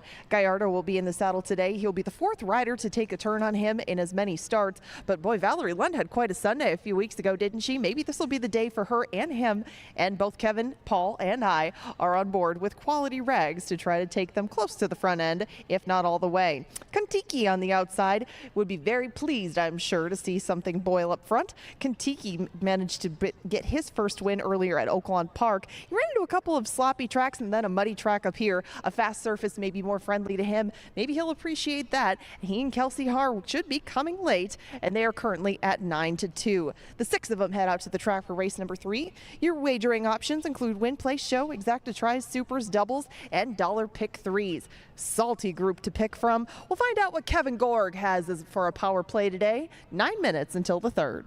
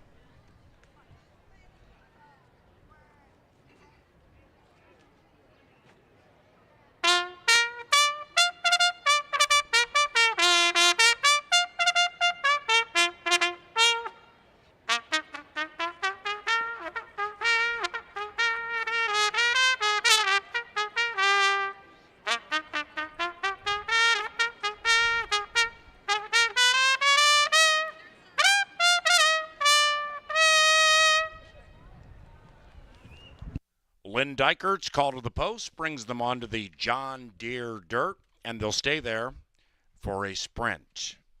Allowance sprint 6 minutes from now.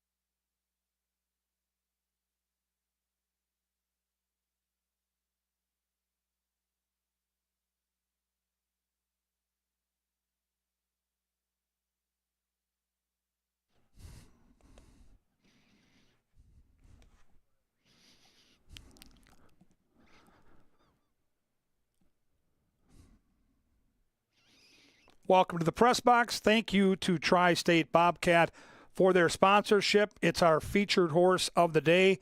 It's time for the power play. It's our very next race. After this one, it's race 4 onto that beautiful turf course, which is now listed at Firm.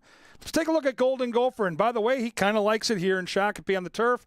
16 starts, 12 for 16 in the top 3 with those 7 wins. He's a beautiful Minnesota bred.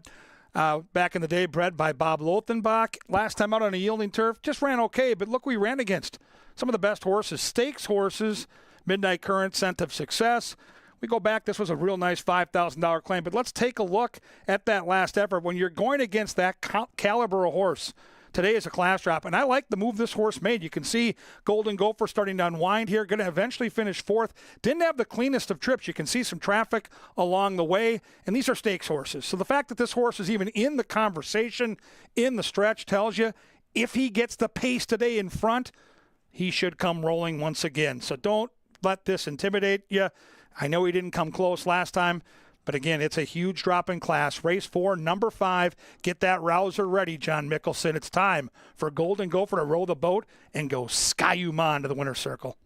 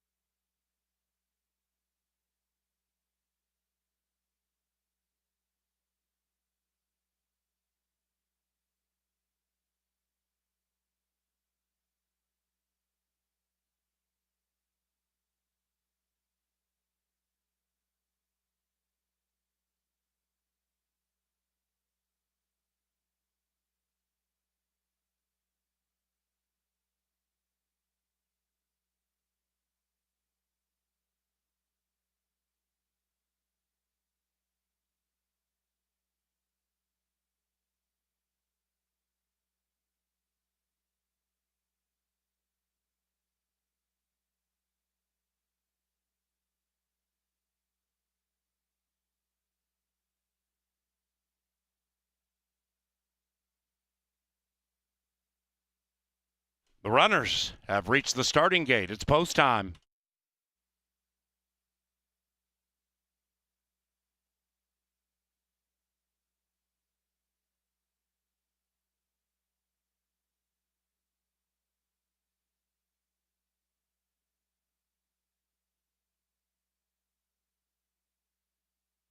Moving in line, Blue Jay Way. Off a layoff. Quality Rags, 2.5 to 1. Irish Dawn.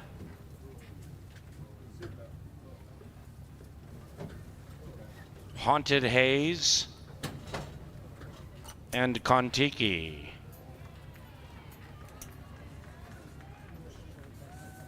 Haunted Haze in search of 3 in a row. Kontiki getting his first fast track since March. A 6-pack on a Sunday.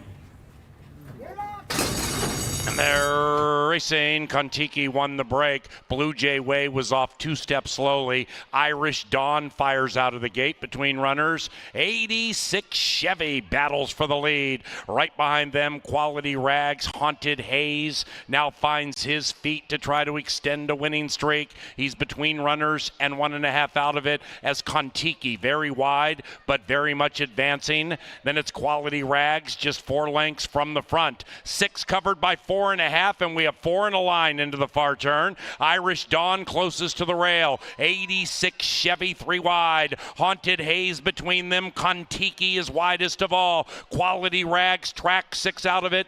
1.5 to the good of Blue Jay Way, and round about the quarter pole. Not much gives between the top 3. Irish Dawn inside. Between them is Haunted Haze. Outside of that, 86 Chevy. Kontiki's finishing okay, and so is Quality Rags between them. Quality Rags looking to clean up in race 3, and Quality Rags spurts clear from 86 Chevy. Quality Rags and Eddie G prevail. 5-4-3 in race 3.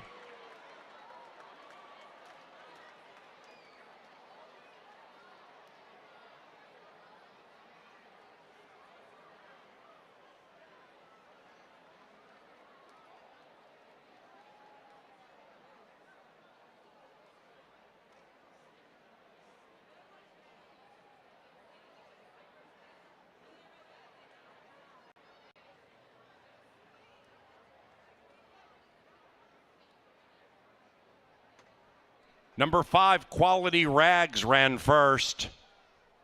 5-4-3-2 in 111.80.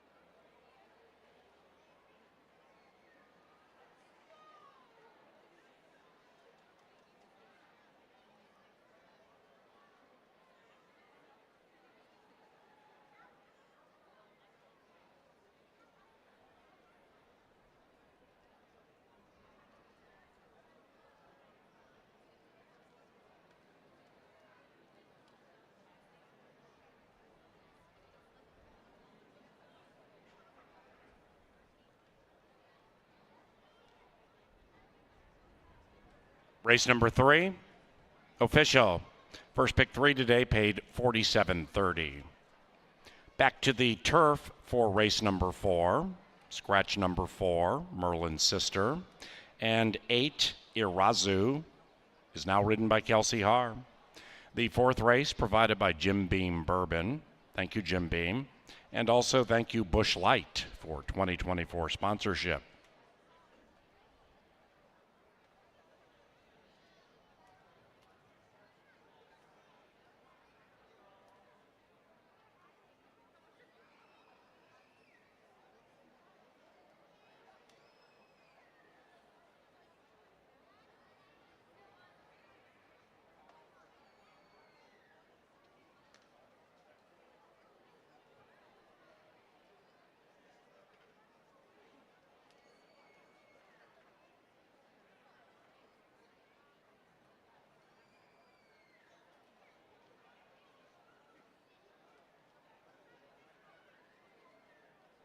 Into the winner's circle, Quality Rags and Eduardo Gallardo.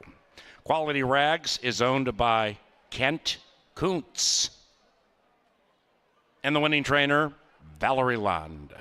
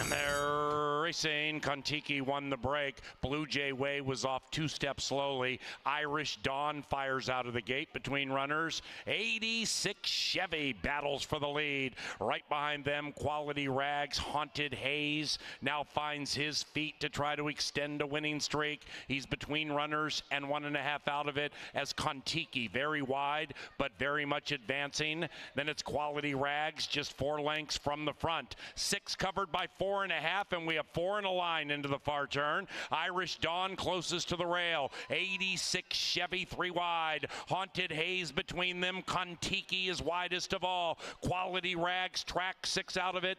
1.5 to the good of Blue Jay Way, and round about the quarter pole. Not much gives between the top 3. Irish Dawn inside. Between them is Haunted Haze. Outside of that, 86 Chevy. Kontiki's finishing okay, and so is Quality Rags between them. Quality Rags looking to clean up in race 3, and Quality Rags spurts clear from 86 Chevy. Quality Rags and Eddie G prevail. 5-4-3 in race 3.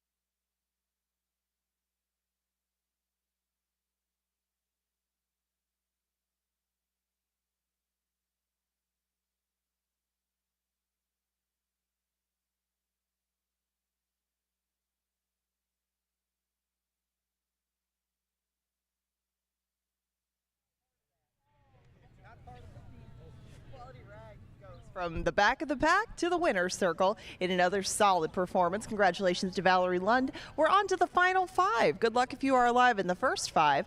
We have a group going 1 mile on the turf. Take out the main track only if you would, right in the middle of the field. I only went too deep in here, went 1 and 5. And my top pick is Elegance and Tonic, who's about to join us out here in the paddock. Used a lot of them in the next race, though. 1, 2, 4, 5, and 9 for me. Bebop Baby, Chocolate Freckles, Brahms is Who, Keep a Lucky Day, and my top pick, Chaparita. Now single channel 1. We just go with a couple, 4 and 5 in that second to last leg. And in the final one of the day, Manhattan Cherry is the one that I scratch into, but we'll use Birdie Be Gone and Cocktail Slippers. Now we've got 11 minutes until race number 4. That's my ticket. If you want to build your own, you have very limited time. I'm going to ask Kevin Gorg to come in and jump in on the 4th with me. I am going to start with Elegance and Tonic because she was my top pick. She's one of 2 that I used in this spot. She's making her 3rd start of the year. She doesn't have to be on the lead, but I think that this one's speed is going to be to her advantage. Now that we do have a firm turf course, she can keep herself in close attendance. And we've seen sometimes that when horses get the jump on the deep closers in here, it has been a good tactic on the Canterbury turf. And I think 4 to 1's pretty square. Yeah, square price, good post position. Jockey that certainly is having an awesome season here.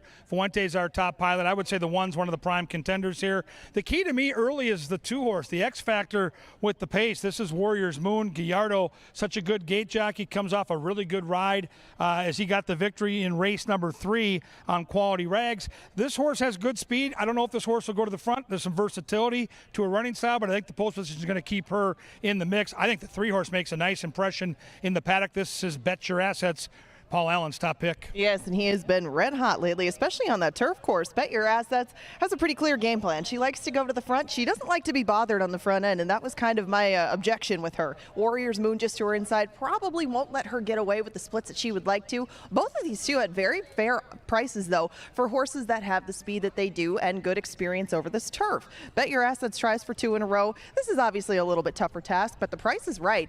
And you used her in second, but you did put the 6 to 5 favorite on top, Golden Gopher. We're looking for the rouser, and Golden Gopher is the power play today. Yeah, she looks good. She's on the muscle. She's a veteran.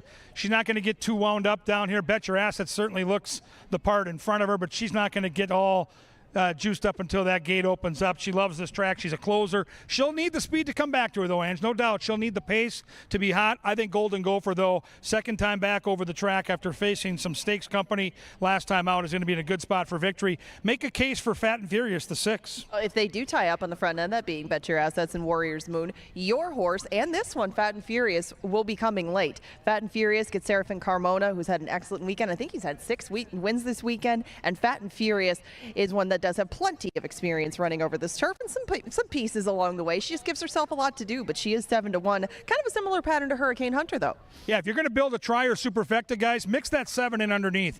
Doesn't win often, 3 for 37, but always seems to hit the ticket. Should get a great stalking trip from mid-pack. I think the 7 hits the board at a big price. Not sure about the win quality there. Kelsey Hart picks up the mount on the 8 horse, Ange. To me, an outsider here on paper. She is, but she only had 1 start over this turf course previously. Maybe with that experience behind her and a little firmer ground to work with, Irazu can make some late noise. Kelsey Har has been bringing in prices all season, and she's been doing it on the turf too. Maybe they'll make a good team at 12 to 1. That is what we think of race number 4. Remember, this starts the final 5. It's kicking off in 8 minutes, and after this, inflatable pigs take to the track.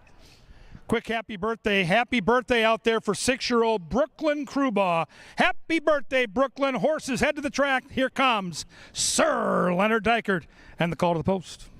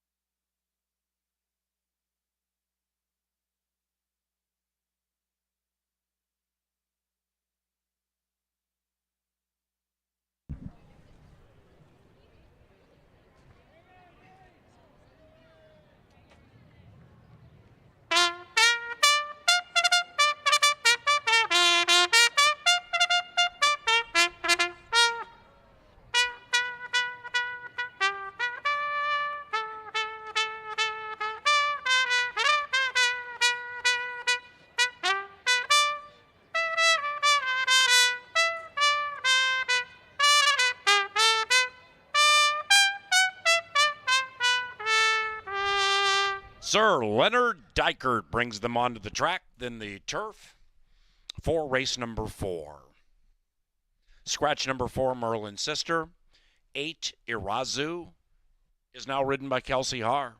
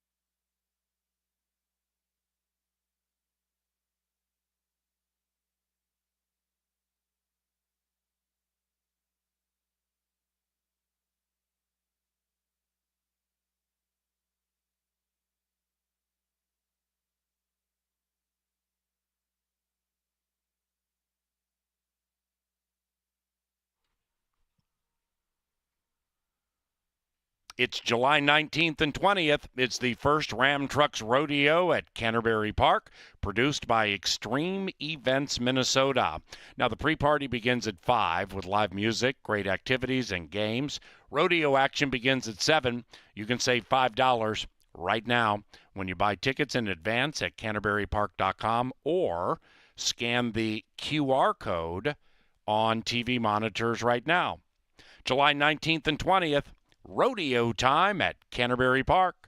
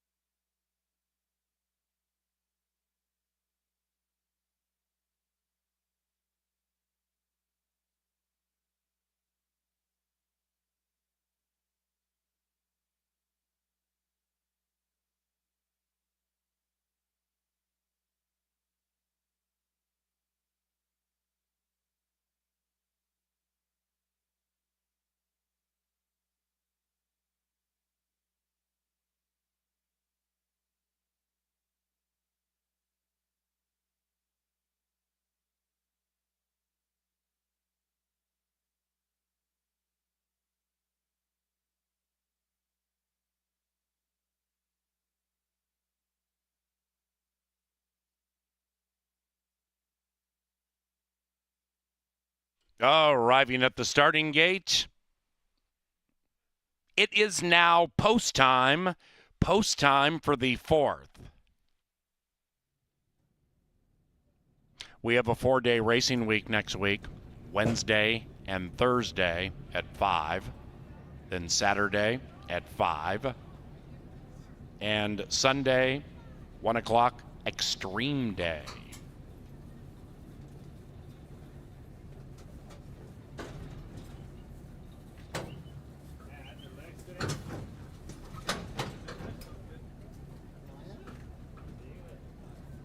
Moving in line, Golden Gopher, 6-5 in favor.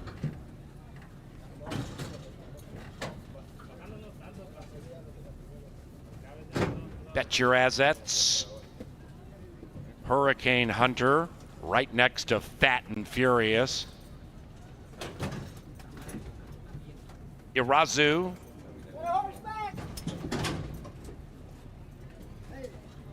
All right. And they're racing. Bet Your Assets was off slowly, checked out of the gate, started in last. Irazu flashes speed on the far outside. Elegance and Tonic is good to go. And they're split by Fat and Furious. And Fat and Furious puts the head in front. Warrior's Moon 4th. That one's to the inside of Golden Gopher 5th, but a very close 5th. And then we come back to Hurricane Hunter.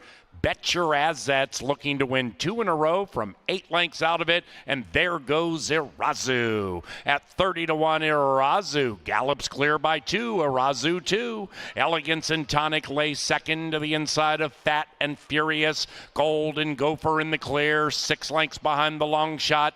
And to the outside of Warrior's Moon.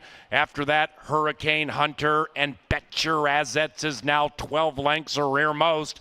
And they're into the far turn. Irazu shows the way, still right around 2.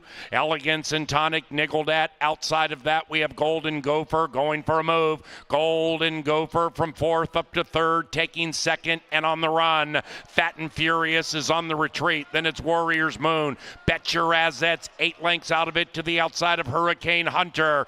Here comes Golden Gopher. And the favorite shades the long shot to the outside. Bet Your Assets finishing fast from last. And inside is Hurricane Hunter. It is Golden Gopher, Bet Your Assets, and Hurricane Hunter. Bet Your Assets last out of the gate and first home.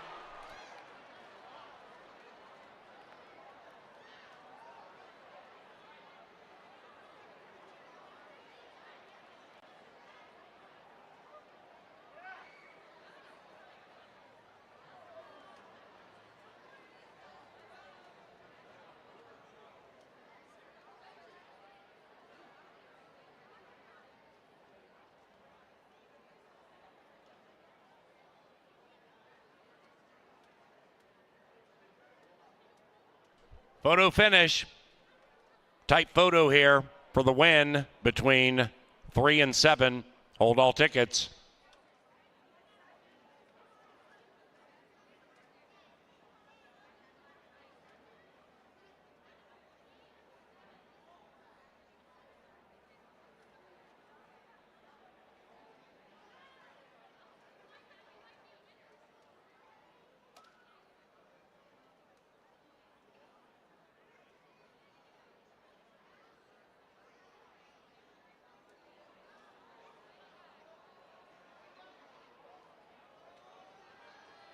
Result of the photo shows the winner is number 3. Bet Your Assets. 3758.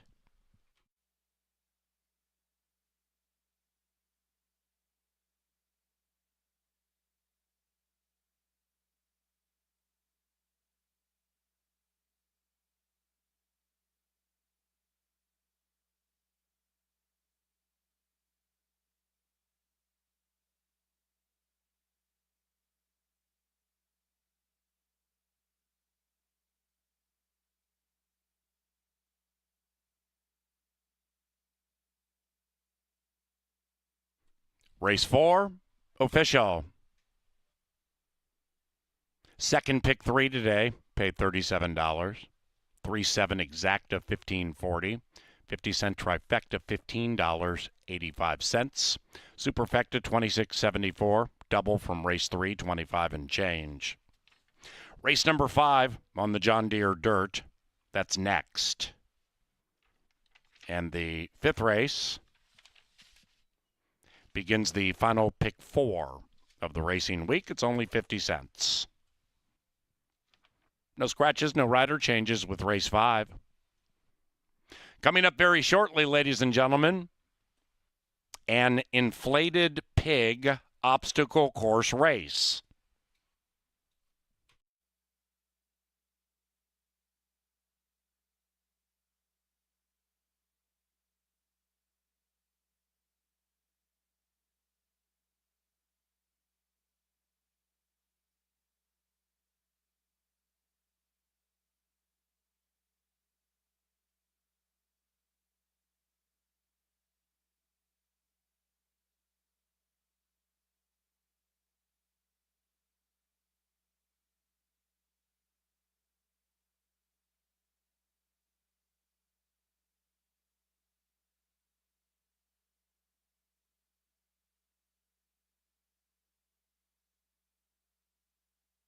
Racing at Canterbury is provided in part by Pepsi, the official soft drink provider for this racetrack, and sponsor of each and every Pepsi Family Day, Sundays at Canterbury Park.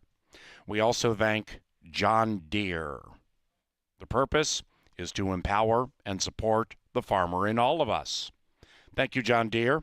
Also, thank you, Tri-State Bobcat, Choice Electric, Atomic Data, and Culver's Shakopee.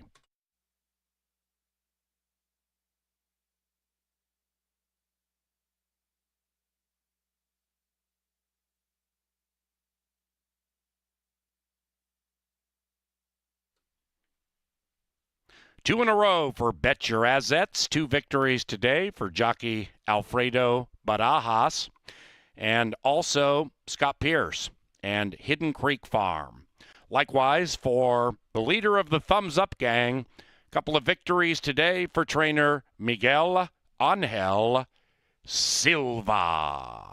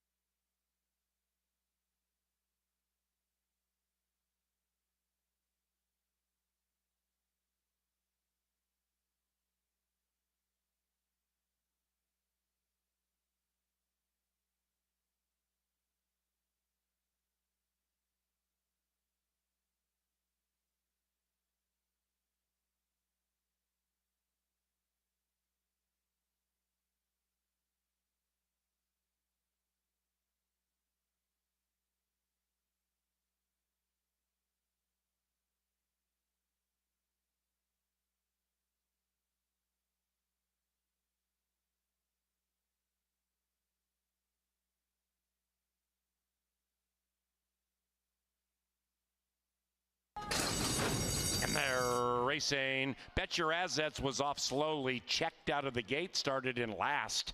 Iratsu flashes speed on the far outside. Elegance and Tonic is good to go. And they're split by Fat and Furious. And Fat and Furious puts the head in front. Warrior's Moon fourth. That one's to the inside of Golden Gopher fifth, but a very close fifth.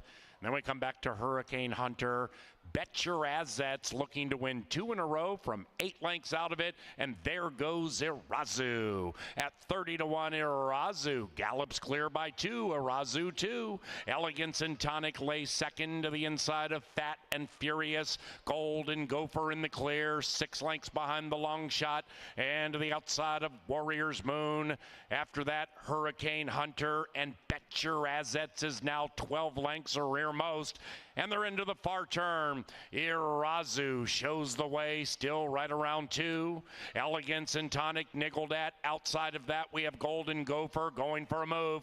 Golden Gopher from 4th up to 3rd, taking 2nd and on the run. Fat and Furious is on the retreat. Then it's Warrior's Moon. Bet Your Assets 8 lengths out of it to the outside of Hurricane Hunter.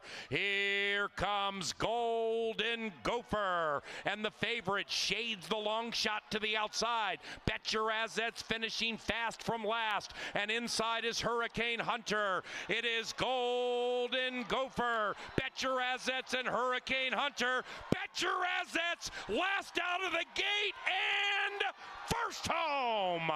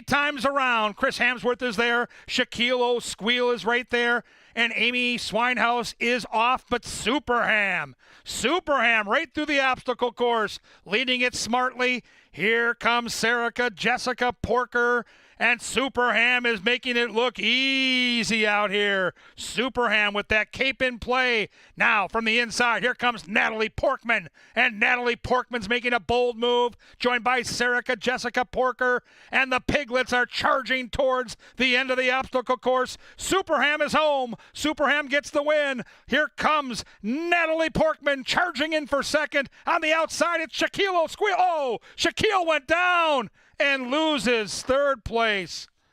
The pigs did a wonderful job. Give them a round of applause. Thank you, Hormel. Thank you, little piggies.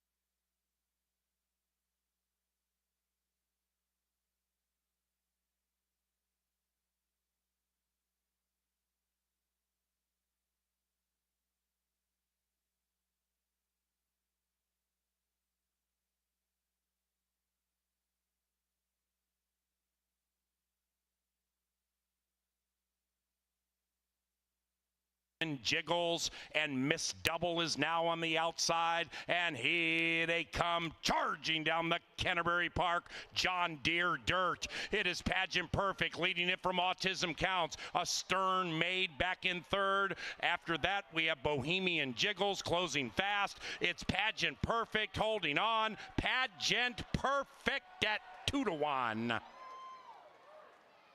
Finds herself 10 lengths behind.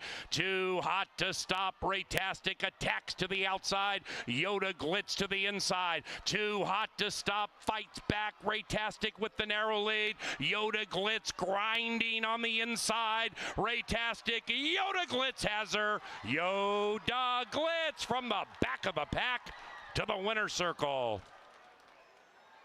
3. Irish Dawn inside. Between them is Haunted Haze. Outside of that, 86 Chevy. Kontiki's finishing okay. And so is Quality Rags between them. Quality Rags looking to clean up in race 3. And Quality Rags spurts clear from 86 Chevy. Quality Rags and Eddie G prevail. 5-4-3 in race 3.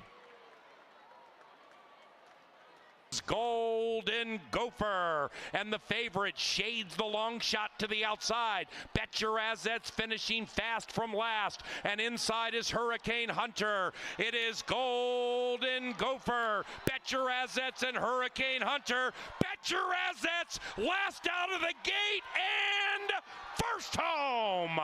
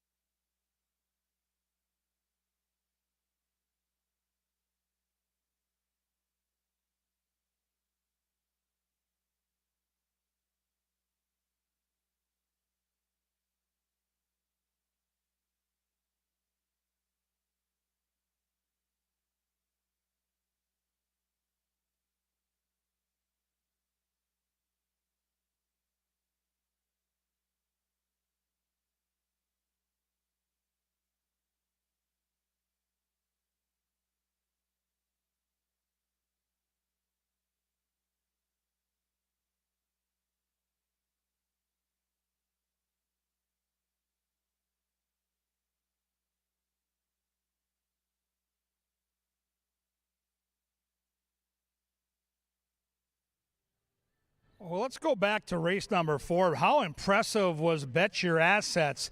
This is a speed horse that took him wire to wire last time.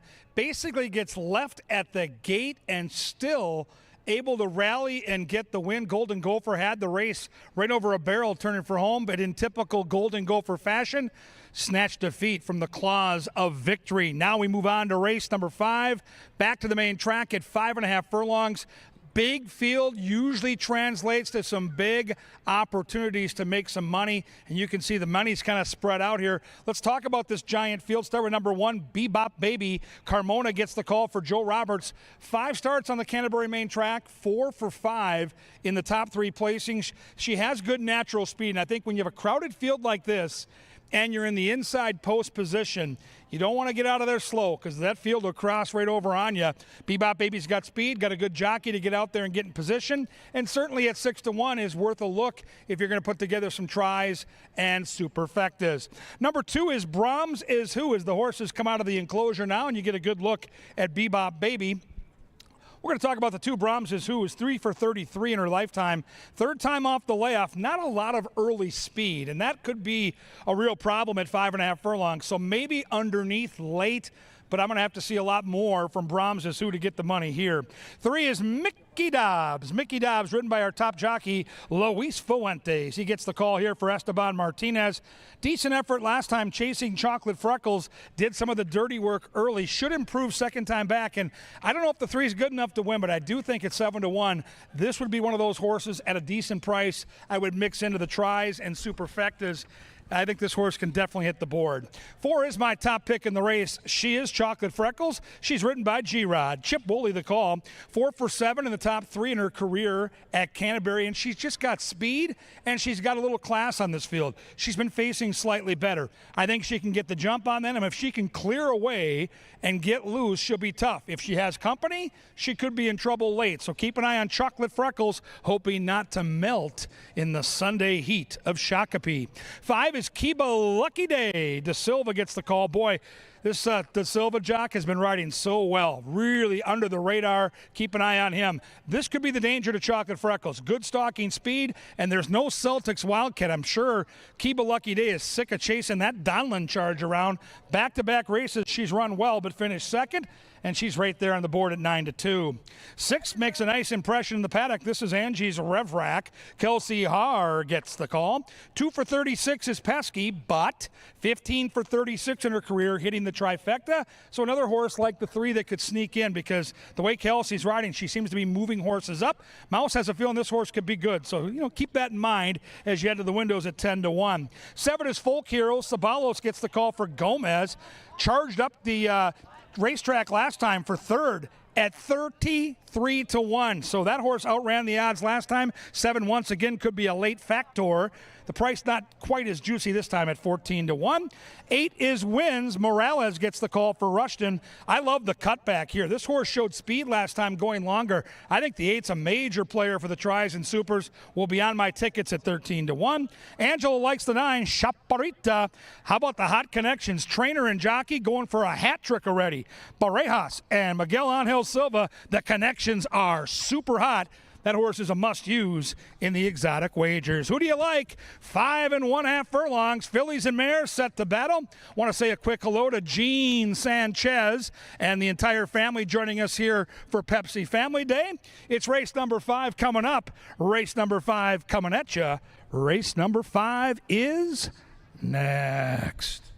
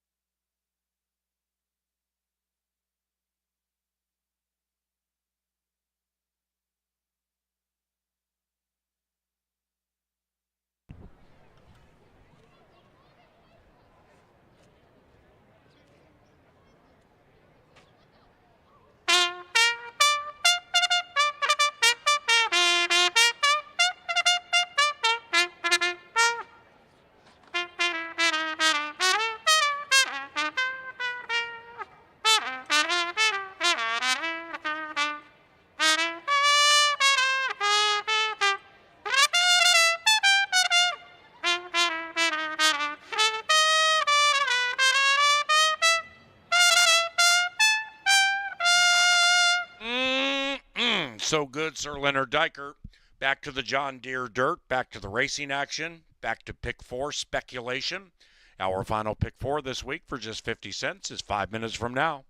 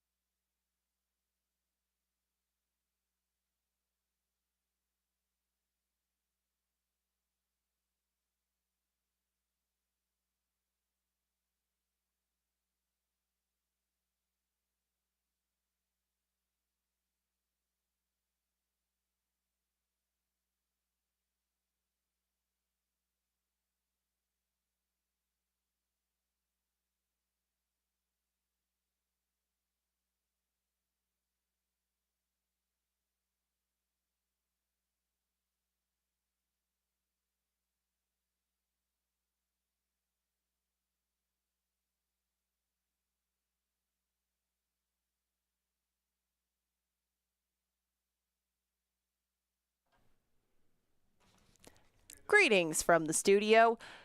We don't have just one angle today. We've actually got the inside track on the Wiener dog races that are coming up after the 6th. There's 3 of them today, and we got a packed house full of wieners, and we got the track from Super Stats Dave, the green sheet. This was previously released information, but side wagers are strongly encouraged, and we're going to give you a little guidance from the green sheet. Now, in heat number 1, I'll give you a couple. We got Zeus, king of the dogs, and Walter Pickles. Remember those names, Zeus and Walter Pickles. There's a second heat coming up, and he recommends Moby. That's likely going to be the 3-dog, Moby, in heat number 2. Pluto is also in that group. Don't sleep on Pluto. Keep those 2 in mind for heat number 2, because these dogs are going to come back, and they're going to try to represent the Dachshunds in the Best in Show. Heat number 3, the last one. You got Dottie, but how do you go wrong with Pablo? He's one of the hottest handicappers at the track. He's the voice of the Vikings. He is your winner in heat number 3. Make sure you get out to the rail. Make sure you get a good front row seat. The doggies are coming up soon.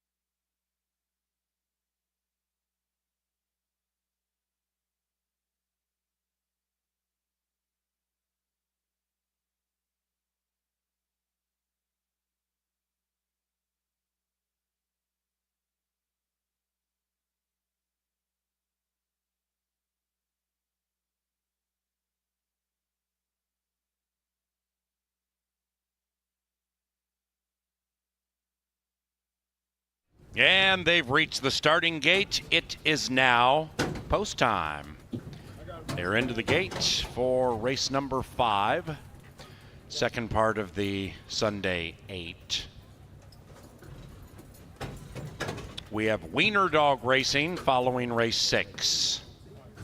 Following race 8, parents, kids get to run on the dirt track. We do that weekly. A couple of races for the kids. One for those 7 years of age and younger, the other for those 8 and older. They dash about 40 yards down to the finish line. Meanwhile, 5th on the John Deere dirt, 9 in a line. And they're racing. Kind of a rough beginning for Folk Hero, but a swift beginning for Chocolate Freckles. Chocolate Freckles jumps the field, opens up 1.5.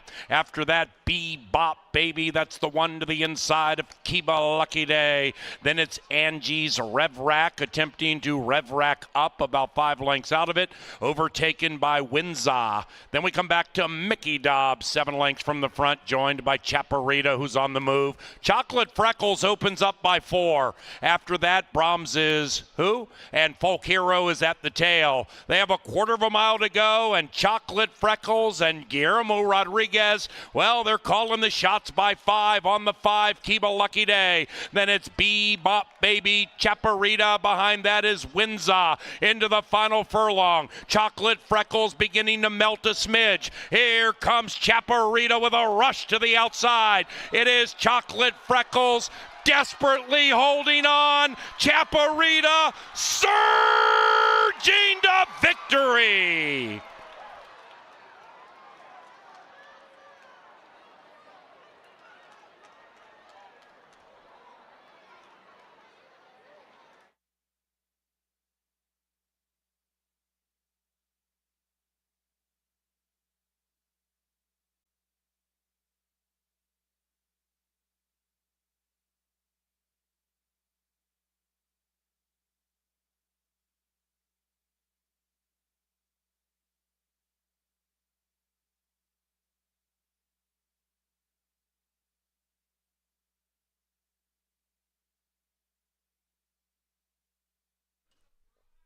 Number 9, Chaparita in a thriller.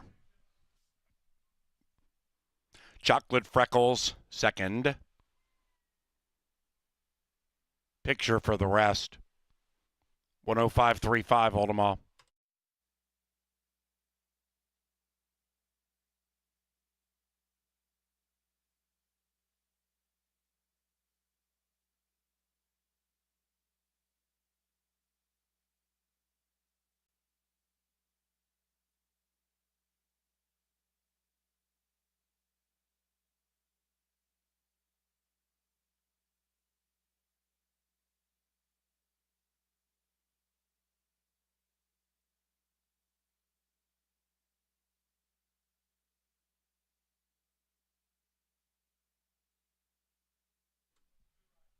The numbers 9, 4, 5, 1.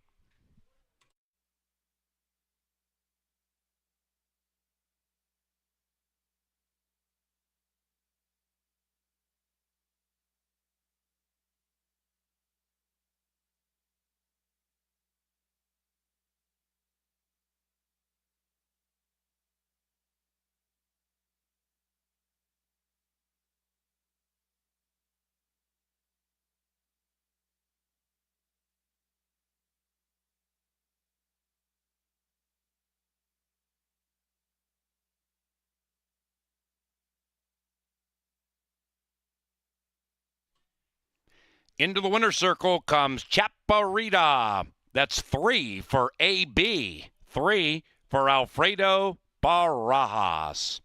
Likewise for trainer Miguel Angel Silva, leader of the Thumbs Up Gang, winning 3 of the first 5 races. Miguel also owns Chaparita. Race 5 official. Race 6 about 22 minutes from now. Back to the firm turf course. No scratches.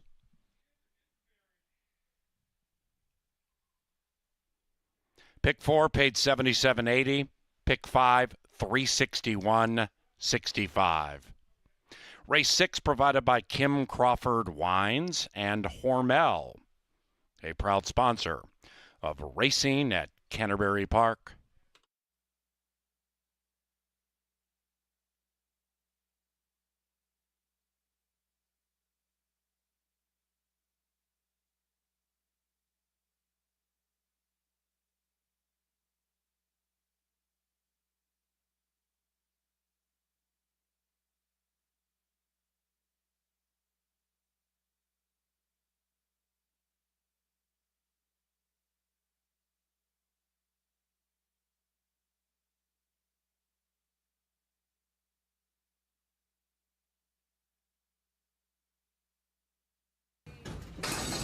And they're racing. Kind of a rough beginning for Folk Hero, but a swift beginning for Chocolate Freckles. Chocolate Freckles jumps the field, opens up 1.5.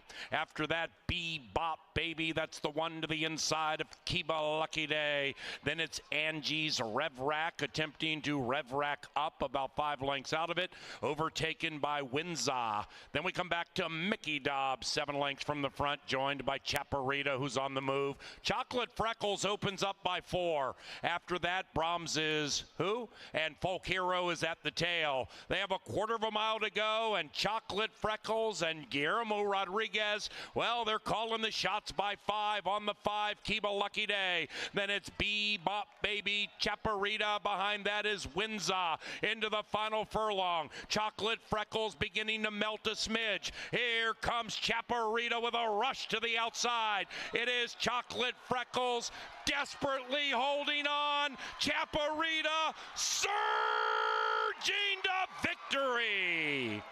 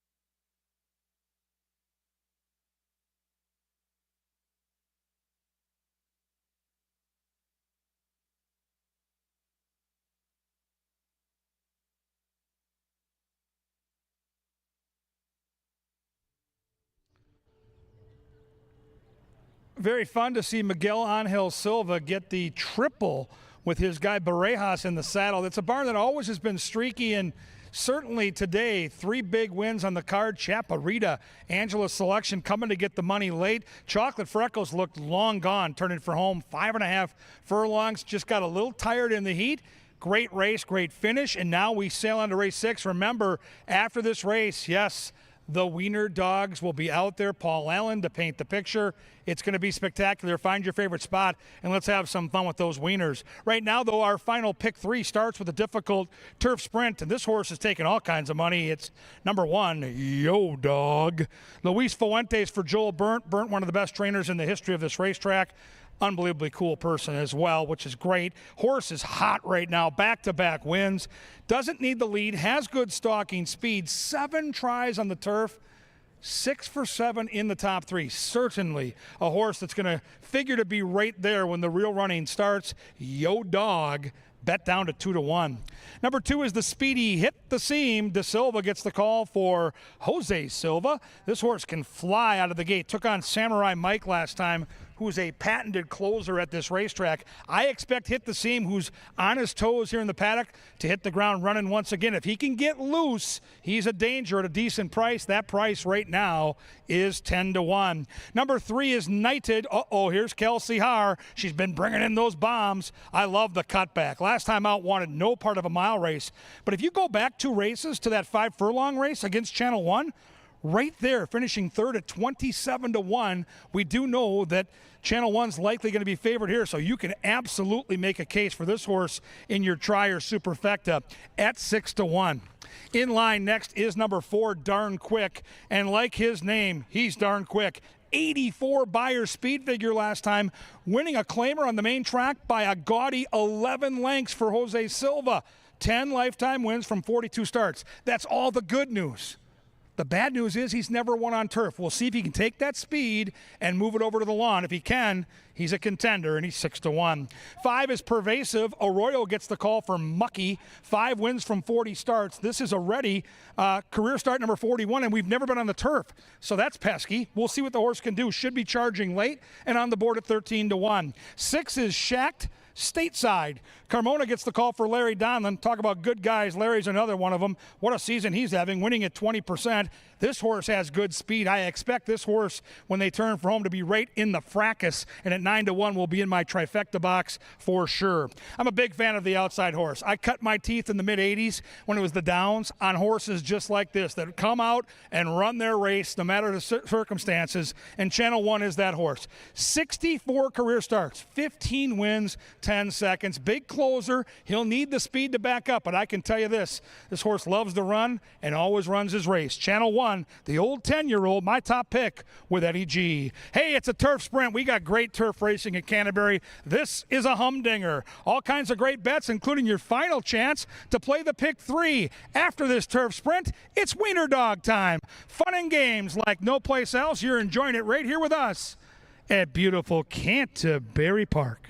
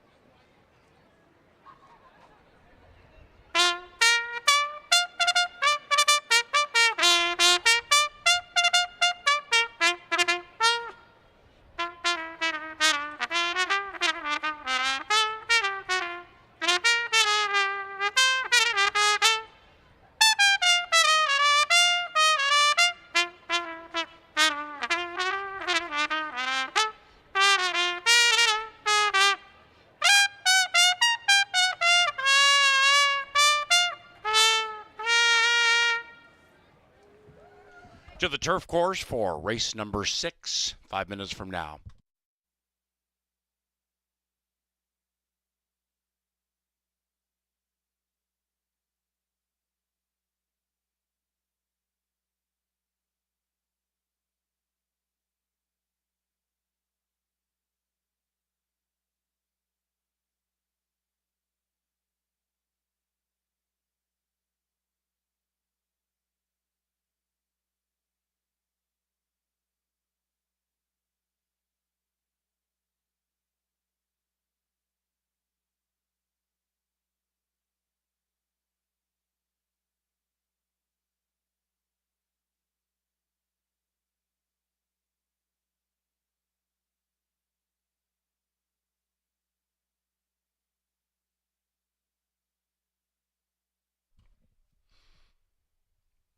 A happy 7th birthday to Braden.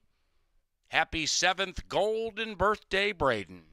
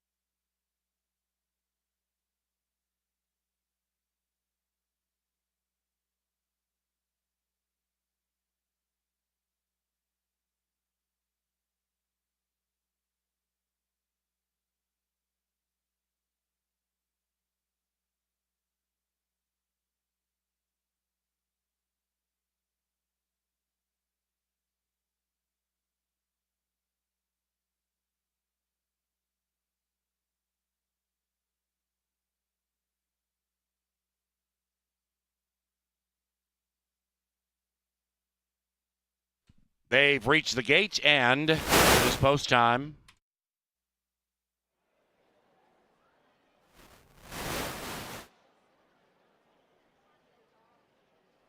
Some Datsuns dashing after race 6, Wiener Dog Racing, about 10 minutes from now. Meanwhile, Channel 1, Crafty Veteran, the 10-year-old, 6-5 and favored. Here comes Channel 1.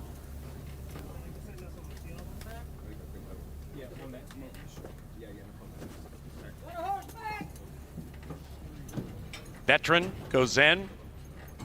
Turf dash time. And they're racing. Channel 1 came out okay, and so did Hit the Seam, who's looking to hit a home run. Hit the Seam now is joined by Darn Quick, trying to win 2 in a row. Also, Shack Stateside trying to win 2 in a row. Channel 1 tracks 5 out of it to the outside of Yo Dog, and between them is Knighted. The one in last is Pervasive, and Pervasive would have to win 2 in a row from 10 out of it. A two-pronged pace battle arrives at the top of the stretch in unison. Hit the Seam has his speed fastball. He's to the inside of Darn Quick. Channel 1 now is between them. Yo Dog is third. Outside of that is Shack Stateside, and they're charging home now. Late charge from Shack Stateside trying to catch Hit the Seam. Channel 1 between them. Yo Dog the inside. That's it for Darn Quick. Here comes the veteran, the 10-year-old Channel 1 with Hit the Seam and Yo Dog. Hit the Seam! Photo with Channel 1. Looks like Hit the Seam gate to wire, but it's very tight.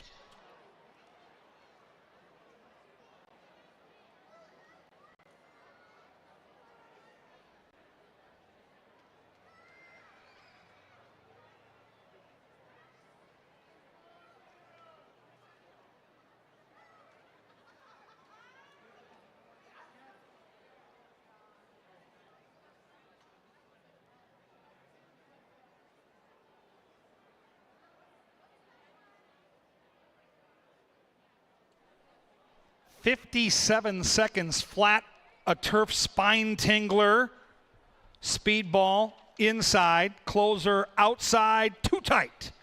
Photo on the board, hold them all.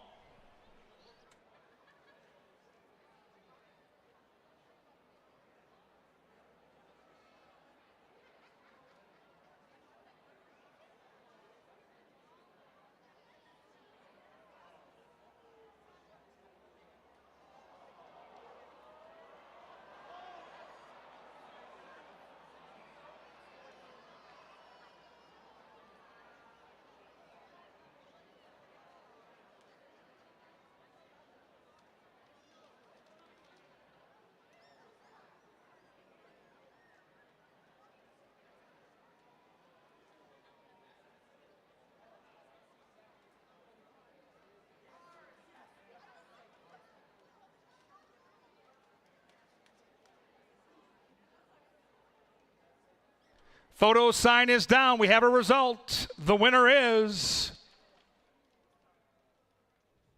the old guy, Channel 1, the 10-year-old, got the nose down in time. 7-2-1-3, soon to be official. Hold them all.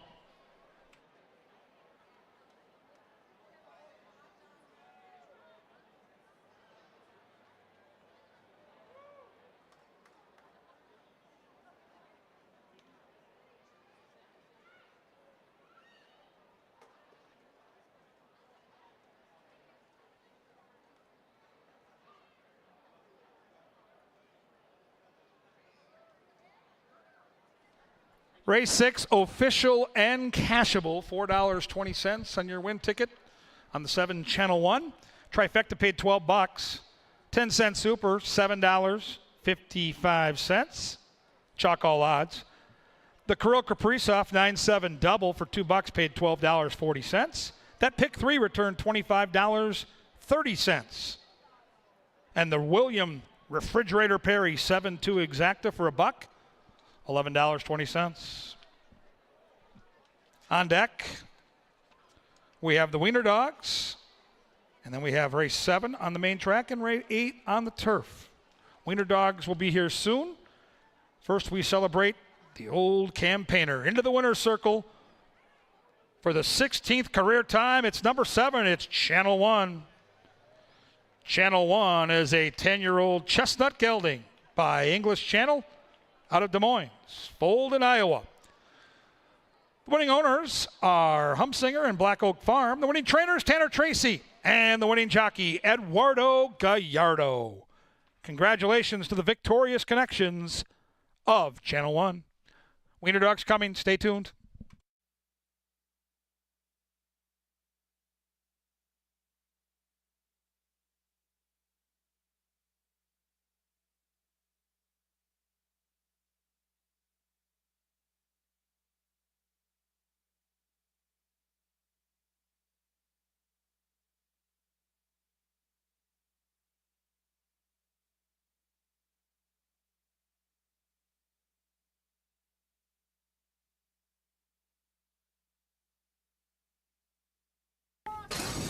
And they're racing. Channel 1 came out okay, and so did Hit the Seam, who's looking to hit a home run. Hit the Seam now is joined by Darn Quick, trying to win 2 in a row. Also, Shack Stateside trying to win 2 in a row. Channel 1 tracks 5 out of it to the outside of Yo Dog, and between them is Knighted. The one in last is Pervasive, and Pervasive would have to win 2 in a row from 10 out of it. A two-pronged pace battle arrives at the top of the stretch in unison. Hit the Seam has his speed fastball. He's to the inside of Darn Quick. Channel 1 now is between them. Yo Dog is third. Outside of that is Shack Stateside, and they're charging home now. Late charge from Shack Stateside trying to catch Hit the Seam. Channel 1 between them. Yo Dog the inside. That's it for Darn Quick. Here comes the veteran, the 10-year-old Channel 1 with Hit the Seam, and Yo Dog hit the seam.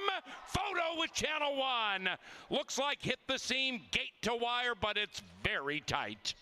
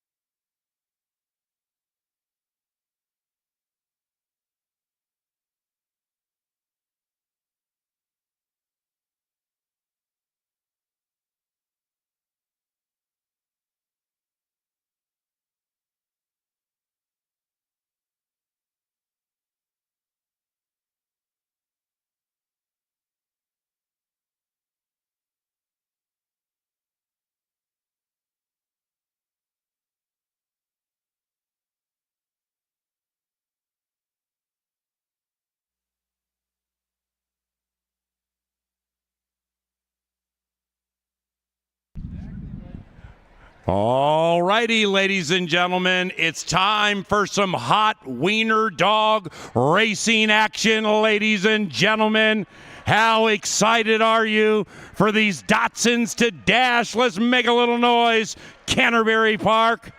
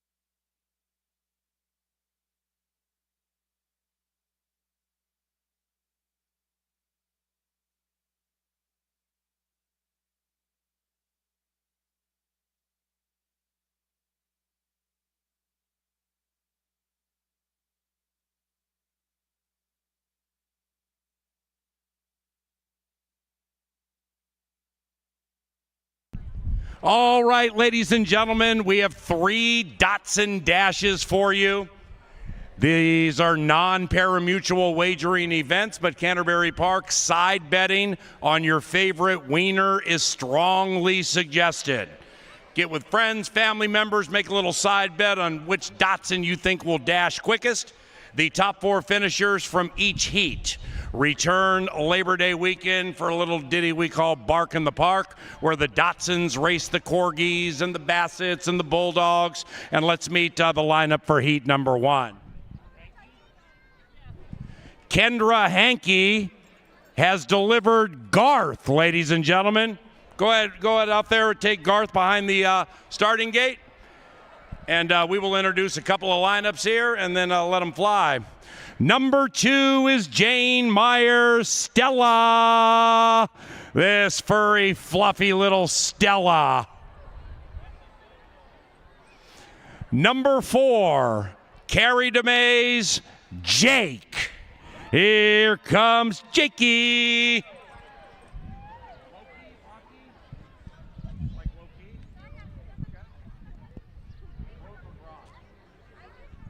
Olivia Groth has number 5. This is a Loki. Take a lookie at Loki.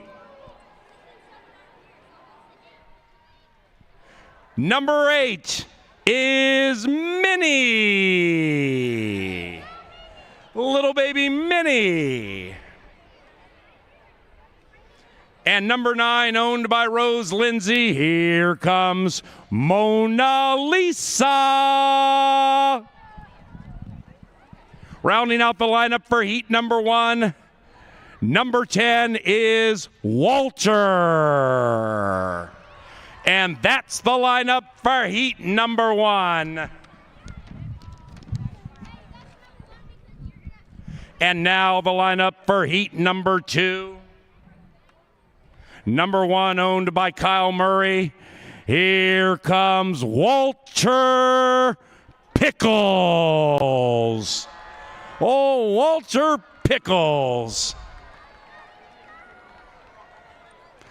Number 3 is owned by Zach Ernst. This is Moby. Fluffy, furry little Moby. Heat number 2, number 4 is Milo. Go, Milo, go. And number 5, this is Ollie.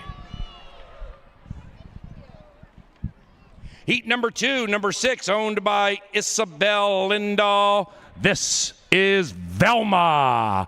Velma looks like an athlete for side betting purposes.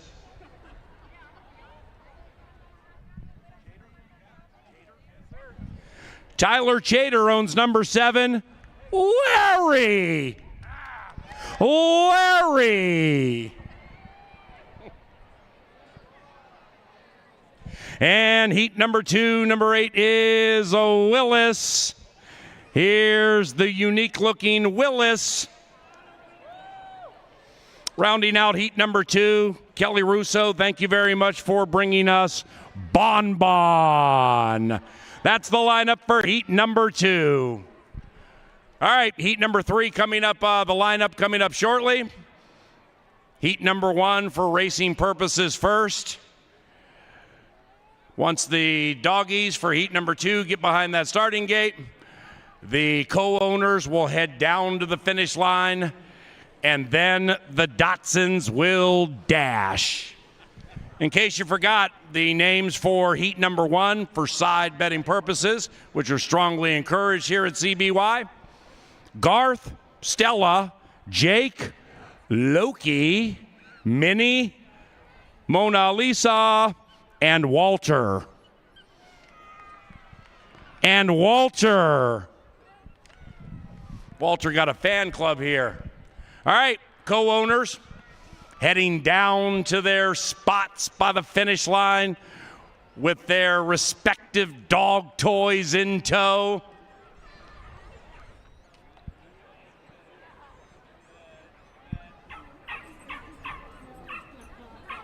Once again, the top 4 come back Labor Day weekend.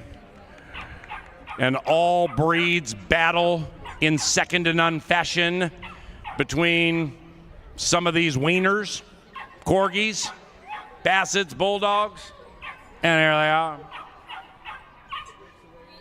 All right, we about set now.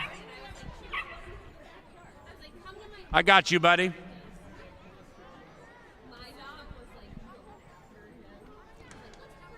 Okay, the owners are ready. The first finish line determines the 4 that move on. Hey, flag is up. And there they go. Here come the Datsuns dashing down the track. Holy cow, Minnie went to savaging the owner. But look at Stella. Stella is leading it with a handsome margin. Walter surging late. But Stella is a straight and strong Wiener. And dominates. So for side betting purposes, pay Stella. Pay Stella for the victory. Stella advances plus 3 others.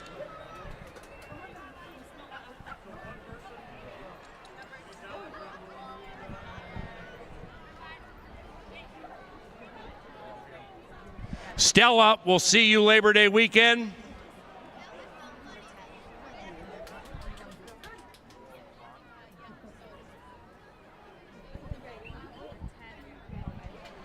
Congratulations, Stella. Number 1, Garth. Number 5, Loki. And number 10, Walter's coming back Labor Day weekend. Hey, Walter. Right on. Congratulations.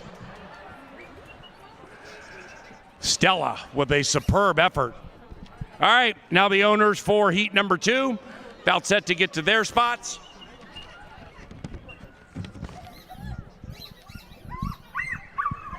Heat number 2, side betting, in case you forgot the names. Walter Pickles, Moby, Milo, Ollie, Velma, Larry, Willis, Bonbon, and the Kiros IV. That's the lineup for heat number 2.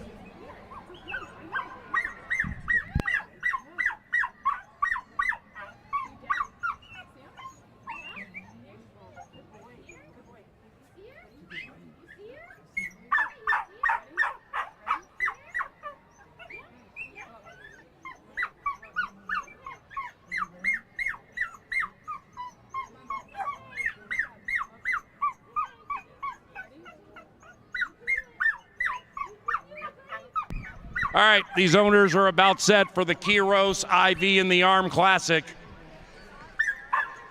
Flag is up, ready, go! Here come the baby Datsuns and the Datsun Dash. Holy cow, Bonbon ain't messing around. Either is Willis, 8 and 9 to the line together. Ooh! Bonbon took a run at Willis, and Willis still won. We had some Datsun savaging. There was Wiener savaging. Larry inside the 5. Come on. Touchdown. Touchdown to Larry. Well, we know Willis and Bonbon, A, don't like each other, but B, both will be back Labor Day weekend.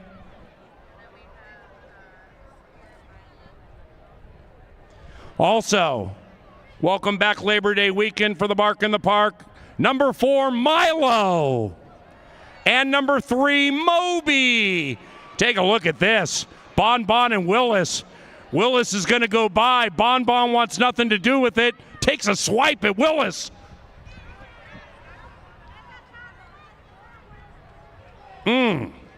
Couple of talented Datsuns.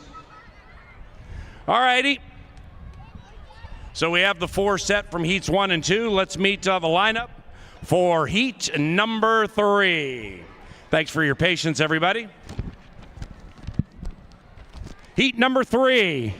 Number 1 is beautiful and cute and fluffy and adorable. Holy cow. Take a look at Knuckles. Here comes Knuckles. It's the most beautiful dog you'll ever see. Likewise for number 2. Scott Best presents Lola.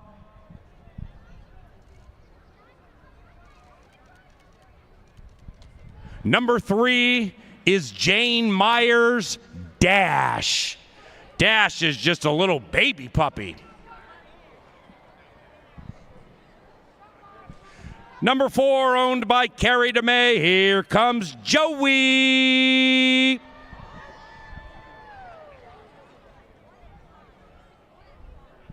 And heat 3, number 5 is Finn. Let's go, Finn. Number 7, here comes Billy. This is a beautiful wiener.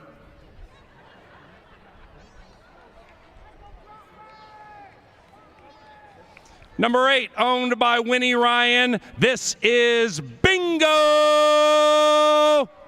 B-I-N-G-O. And finally, number 9, owned by Ashley Swanson. We welcome Pluto. That's the lineup for heat number 3. Make those side wagers on the grandstand apron. And these Datsuns are about ready to cut loose for heat number 3.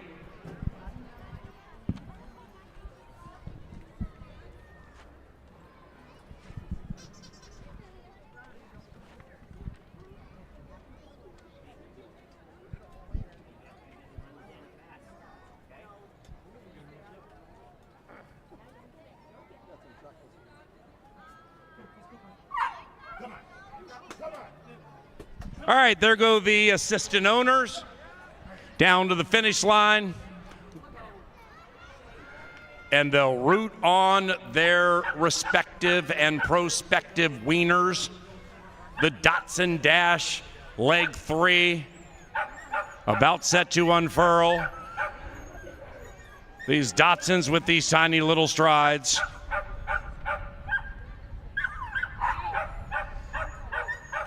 Parents, don't forget, after race number 8, the kids get to run on this dirt track.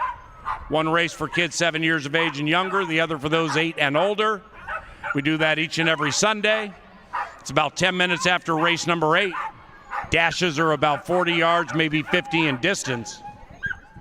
Meanwhile, Datsun Dash numero 3. These owners down here are about set, waving those dog toys. Ready, go! Here come the wieners, and they're out with a purpose. Knuckles, Lola. Meanwhile, Finn heads to the inside. After that, Billy. Meanwhile, Lola, owned by Scott Best, is not second best. Lola is victorious. Here comes Joey running right at us to the winner's circle. Hi, Joey.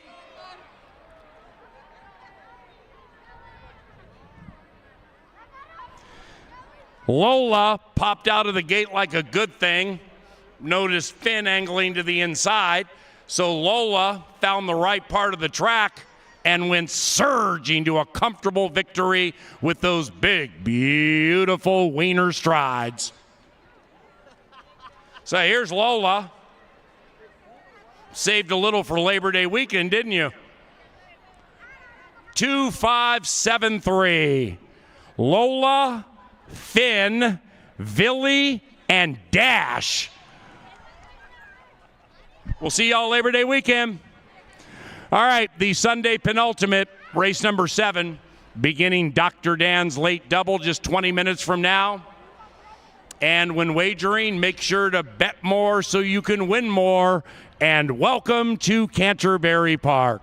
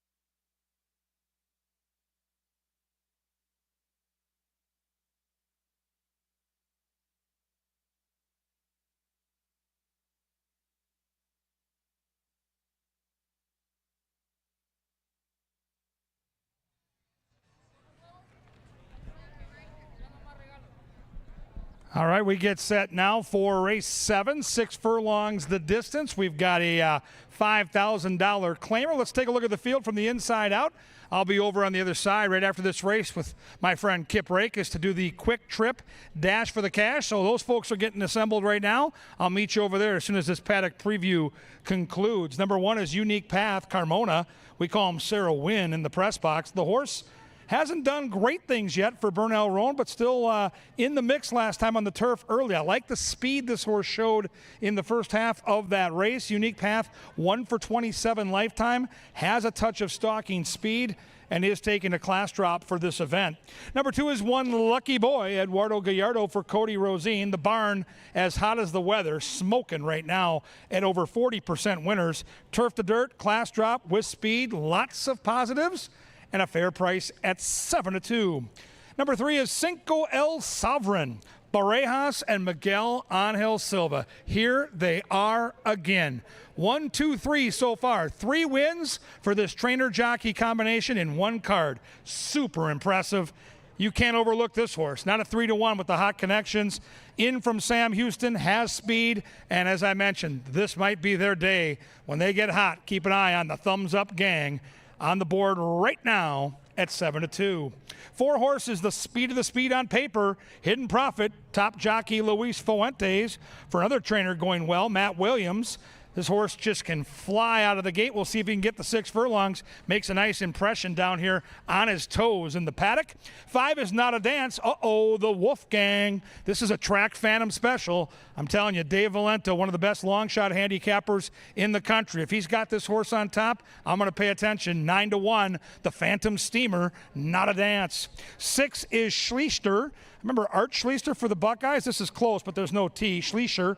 Pena gets the call for Rushton, second off the bench on a class drop. And my top pick in the race is all the way sequestered to the outside. It's I Wish I Could with G-Rod. Mikey Beeler, the trainer for this Minnesota bred. He puts the blinkers on.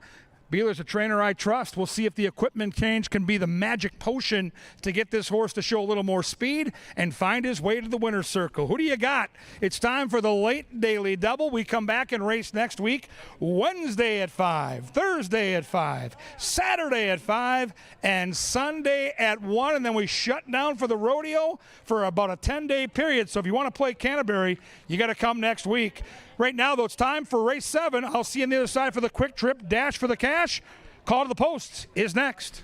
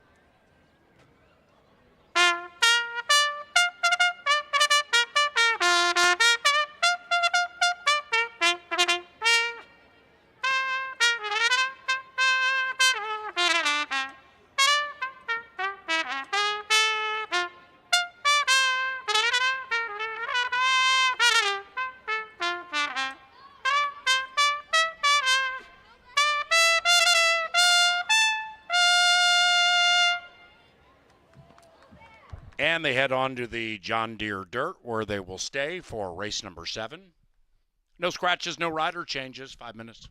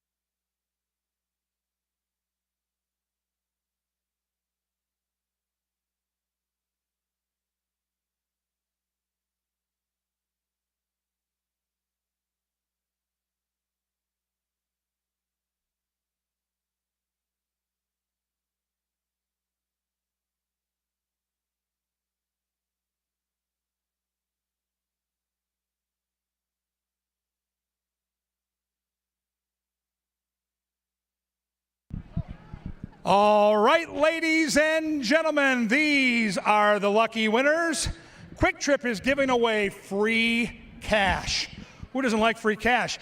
The winning horse, on whatever placard it might be, we think the 7, don't we, is $100. Second and third get $20. Now we're going to meet the contestants. We're going to find out their name and where they're from. I'm from Ecuador. What's your first name? Gilbert Sanchez. I love it. From Ecuador, we got to give that guy some love, all right? He's got the one. He's got the longest shot on the board. He came a long way to race at Canterbury. Your name and where you're from? Megan from Farmington. You think a good thing the two here, see? Lucky boy? Yeah, you got a chance. Love the hat. This is a racetrack hat. Name and where you're from? I'm Jean. I'm from Eden Prairie. Jean from Eden Prairie is excited about this 3-horse. She brought the right hat. We'll see if it's the winning hat. We're so excited she's here. Your name? Jessica from Minneapolis. Minneapolis. What do you think of that 4-ball? Speed. You love the speed. All right, big dog. What do you got? I'm Charlie from Minneapolis. All right. What do you think of the 5? The fans aren't loving it. 9-1. I'm feeling good. He feels good. That's all that matters. All right. What do you got with the 6? I'm Bill from Ipswich, South Dakota. South Dakota, Jackrabbit fan. You got the 6 here. You're $1,000,000 to 1. If you could shock the world, you're going to get $100. Hey, you got my horse. I picked this 7. Keep the faith. Your name and where you're from? Jody Wilkie from Shakopee. Ah, the hometown girl. Pick your favorite fan. Pick your favorite horse. Don't boo anybody from Shakopee. We only boo Packer fans. Thank you, Quick Trip. The beautiful people are ready to watch this race and cash those bets.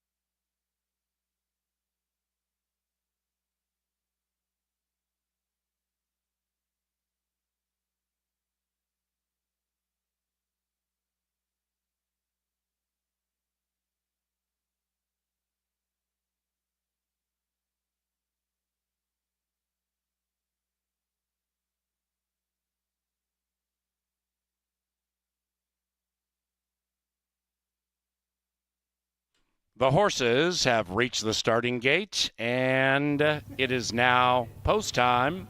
Post time for the 7th, the Sunday penultimate.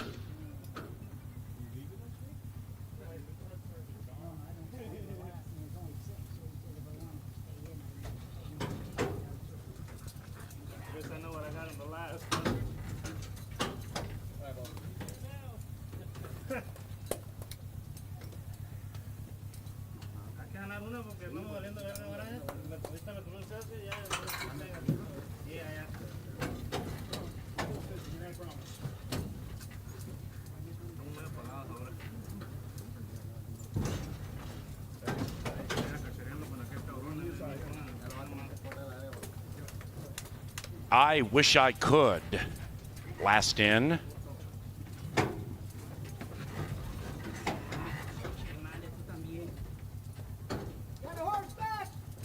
Said animal, I wish I could. In. There. Racing. Hidden Profit came out okay, and so did One Lucky Boy to the inside. Meanwhile, the favored Hidden Profit with Fuentes strides away by 1.5. Cinco El Sovereign with the hot jockey and trainer now pick up their feet and try to challenge Hidden Profit with about a half mile to go. Outside of that, I wish I could. Then we come to One Lucky Boy, 4 lengths out of it, 1.5 to the good of Not a Dance. That one's to the inside of Schleicher. And the one in last is Unique Path, 8 lengths from the lead, which belongs to Hidden Profit, Cinco El Sovereign, right alongside the favorite. And Hidden Profits traveling stylishly with 1/4 mile to go. Fuentes is finally starting to move a muscle, opening up by 2. After that, Cinco El Sovereign, One Lucky Boy behind them. Outside, I wish I could. They're into the final 250, and Hidden Profit has spurted clear by 5 and put the race in the books. Hidden Profit and Luis Fuentes, they get the lion's share of the profit from race 7. Hidden Profit dominates. Unique Path from last up to force a photo for second with Cinco El Sovereign.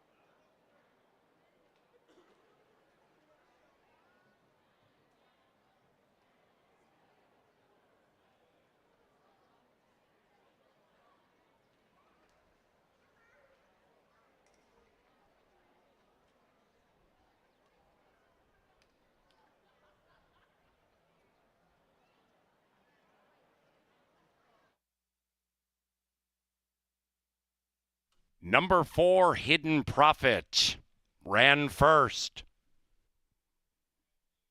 A photo to settle exacta, trifecta, and superfecta wagers. 112.52, the final time. The numbers: 4. It was chalk all odds.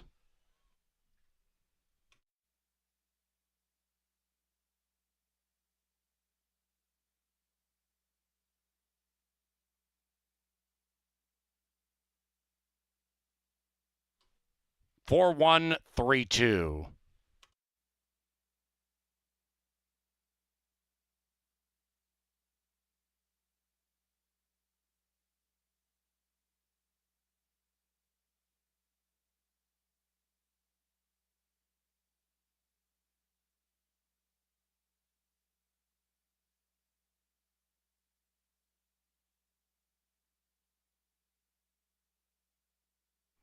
As Hidden Profit receives a well-deserved bath for his toil, race 7 goes official. Which brings us to race 8. Final live race this week. It's on the turf. Scratch number 3, First Love.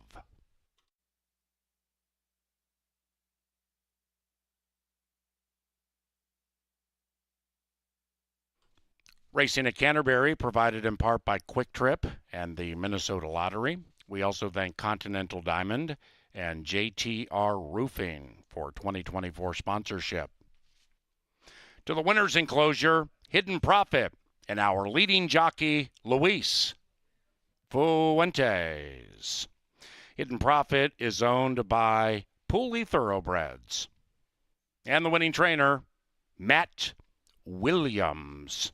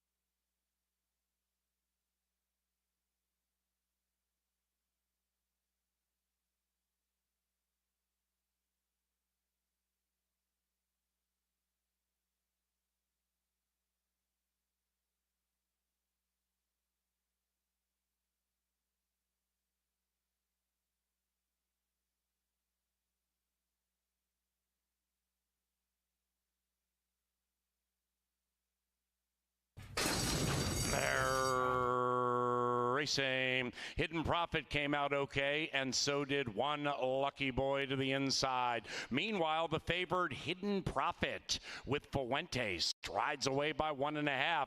Cinco El Sovereign with the hot jockey and trainer now pick up their feet and try to challenge Hidden Profit with about a half mile to go. Outside of that, I Wish I Could. Then we come to One Lucky Boy, 4 lengths out of it, 1.5 to the good of Not a Dance. That one's to the inside of Schleicher. And the one in last is Unique Path, 8 lengths from the lead, which belongs to Hidden Profit, Cinco El Sovereign, right alongside the favorite. And Hidden Profits traveling stylishly with a 1/4 mile to go. Fuentes is finally starting to move a muscle, opening up by 2. After that, Cinco El Sovereign, One Lucky Boy behind them. Outside, I Wish I Could. They're into the final 250, and Hidden Profit has spurted clear by 5 and put the race in the books. Hidden Profit and Luis Fuentes, they get the lion's share of the profit from race 7. Hidden Profit dominates. Unique Path from last up to force a photo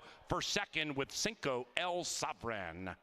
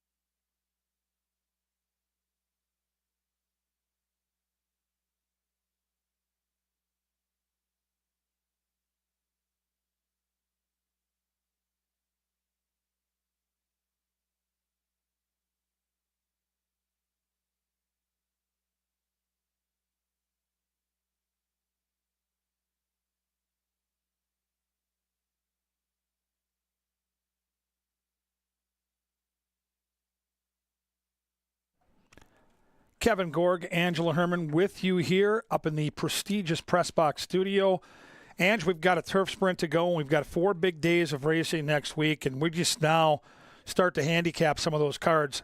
I'll tell you this, the weekday cards are good. Weekend card, Saturday we get 5 stakes. I'm telling you, Sunday's card, you're not going to want to miss it. 9 races, full fields, because everybody wants to get their starts in before the 10-day break. It's going to be a great wagering experience a week from today. Exactly. And Saturday we have so many stakes to lead into that day. It's just going to be a very nice weekend. And remember, for July we have Wednesday racing, so it'll be Wednesday, Thursday, Saturday, Sunday. And the Wednesday, Thursday, Saturday post, 5 o'clock. Sunday's 1 o'clock, just like today. And we want to thank everybody for coming out and supporting the rescheduled activities that we had from the 4th of July. Hope it was a fun day for you guys, and hopefully we send you out with a winner, because we're going to close it out 5 on the turf. Yeah, Steam Team's going to unite. We'll get to that horse, but let's start on the inside. We'll handicap our way out in this turf sprint. And I know the scratch of the 3 was so big. Horse that you loved. I did. Front end seems kind of wide open now. What do we do from the rail out? Let's start with number 1, who is Because. Because is a crucial part of this race, because has a lot of speed, and really the inside and outside horses are the ones that you probably would expect to be most aggressive going to the lead. Everybody in the middle has to decide based on what they do, and Brian Pena really doesn't have many options from that post. Moore's World might drop back, but I don't think Manhattan Cherry is going to be too far behind. I don't think Birdie Be Gone is going to be too far behind, and it leaves her kind of in a sticky spot. I think that that'll make the pace very much honest, if not quick, and it benefits Morg's World, but we've talked about Morg's World before. And if you think that everybody ties up, how do you play Morg's World? That's the important part. If we're constructing a wager, how do you play Morg's World? Because she's going to get bet. She usually does. She's 3-1 right now, maybe in a try as opposed to an exacta. Yeah, she's always in the mix, and you know she's going to be there. It just depends on how fast they go, and if the 2 other logical horses, 4 and 5, tie up, then Morg's World can absolutely win it. But when you're 2 for 20 with 8 seconds, that's the story. I'm going to play her underneath. I would key the 4 and 5 on top in the trifecta, key all 3 in second and third, and then you want to mix one of the goofballs in. I'm good with it. But hey, we're both bullish, along with Paul Allen, on Manhattan Cherry. The dirt form's not very good. But I'll tell you this, if you go back to last year, those 2 turf races were really good, Ange. Yeah, and she's a specialist at this sort of thing. We saw a specialist come in earlier in Channel 1 on Our Turf Horse going 5. This filly won last year at 23, nearly 24-1, and 22-1. And she took the class ascension really well. She is doing that kind of again in here, but don't be too deterred by her dirt form. Manhattan Cherry has been really, really good at doing what she's doing today, and if she's feeling any semblance of her old self, she should make a good account of herself, and I'm surprised that she's 3-1 at the moment. Horses are leaving the paddock rather quickly. The last horse we'll talk about briefly is Birdie Be Gone. Track Phantom and Superstats Dave are on this one.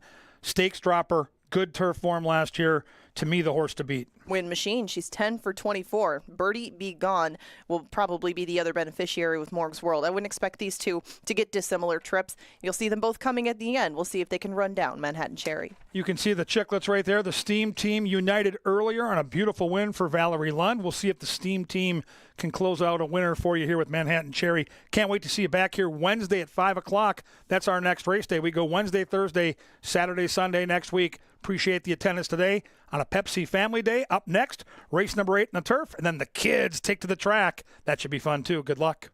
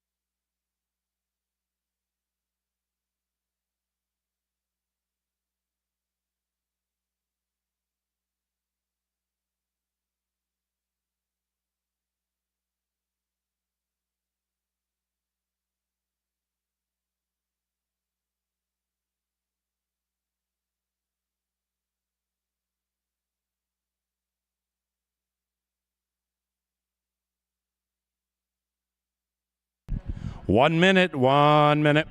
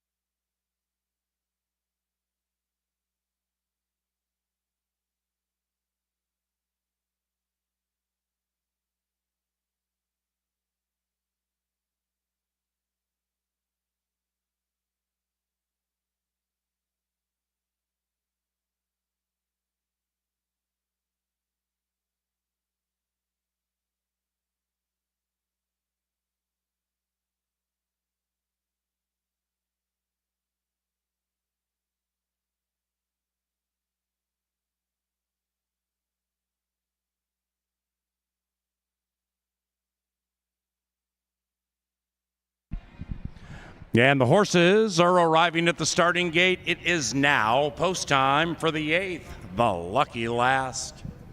Kids run on the dirt track about 10 minutes from now. A couple of races, one for kids 7 and under, the other for those 8 and older. They'll dash about 40, 50 yards on the dirt track down to the finish line, and we do that each and every Family Day Sunday. Before the kids race, we have these fillies and mares dashing on the turf. Morg's World, 9 to 5. Birdie Be Gone, 9 to 5. Manhattan Cherry, 3 to 1. Manhattan Cherry moving in. 2 back. Manhattan Cherry and Minnesotan Anna Lee.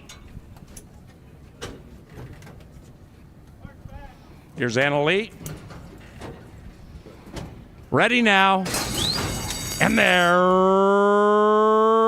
racing, and they've broken a line. The bookenders came out beautifully because, and Anna Lee, because flying on the inside at 18 to 1 puts the head in front. Cocktail Slippers trying to leave them punch strong. Manhattan Cherry between them. Anna Lee, the Minnesotan, is widest of all into the turn. After that, we come back about 2, maybe 3 lengths. Birdie Be Gone is tracking beautifully. Morg's World is 8 lengths out of it, but running on. Here comes Manhattan Cherry, making a big move on Because. Right behind that one, Anna Lee is firing. Then it's Birdie Be Gone. Morg's World is running on. Rider has the white helmet cover. Up goes Because, holding on. Because from Manhattan Cherry. Outside Anna Lee. Inside Birdie Be Gone. Then it's Morg's World. Because and Birdie Be Gone. Because Birdie Be Gone. Oh, Birdie Be Gone wins.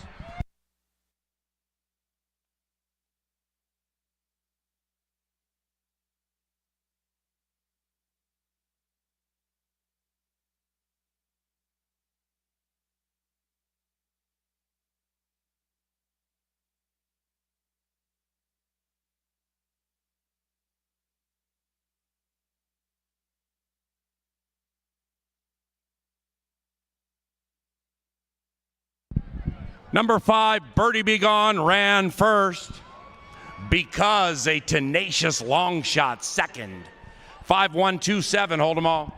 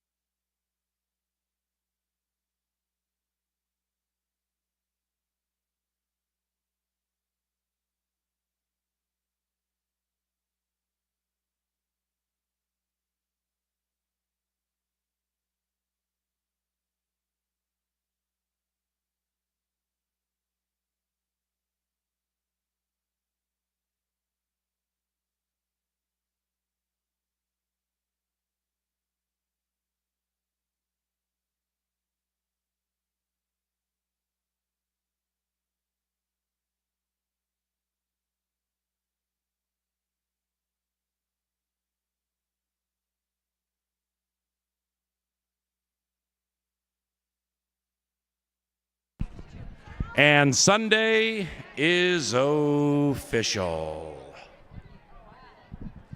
5-1-2-7 in the eighth. Final pick 3, $13.60. The second pick 4, 24 and small change. And the second pick 5 paid $121.30. Parents, you can bring those kids around the winner circle, line up outside. First race for kids 7 years of age and younger. And we will do that after the replay of race number 8, after we get the horses squared away.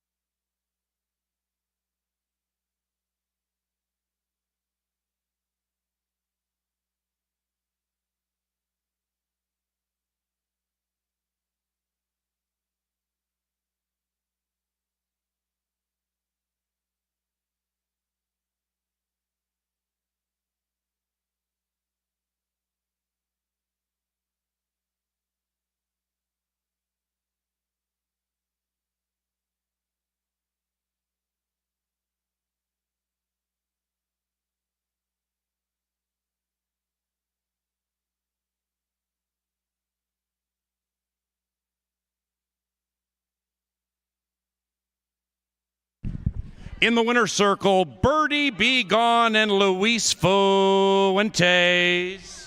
Birdie Be Gone is owned by Ted Gravelis's Pony Up Racing. And the winning trainer, Mike Beeler.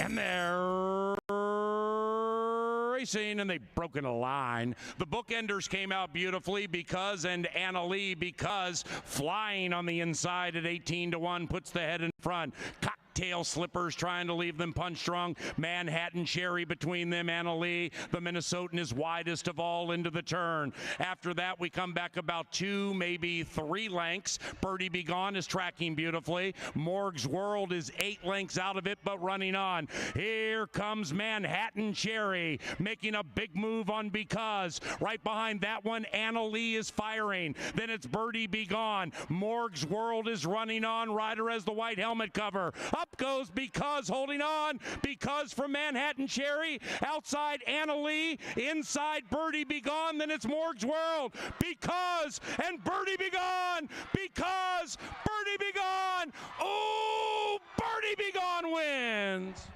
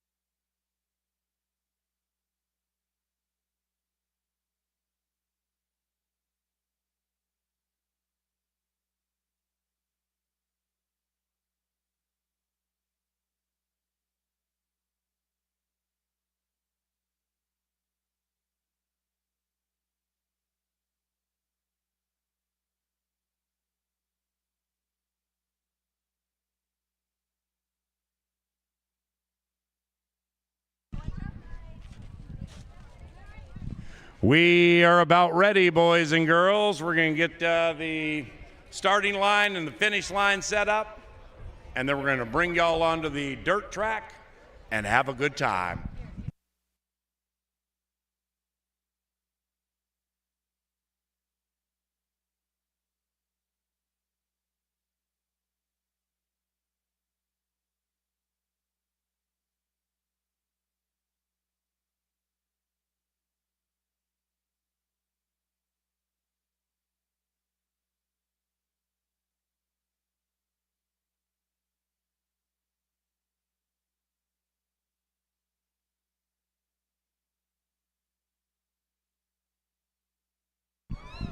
All righty, here come the little boys and girls, 7 years of age and younger. Head out onto the dirt track and go all the way to the inside. Go ahead, run out there, you're good. All the way to the inside, yep. The young lady in the blue shirt, just keep heading in. 7 years of age and younger, and we do this each and every Sunday. Parents, by the way, parents can come out here on the track too if you want.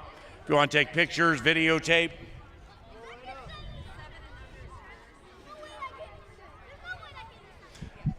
Plenty of room. Get on out there, boys and girls. There you go, little buddy.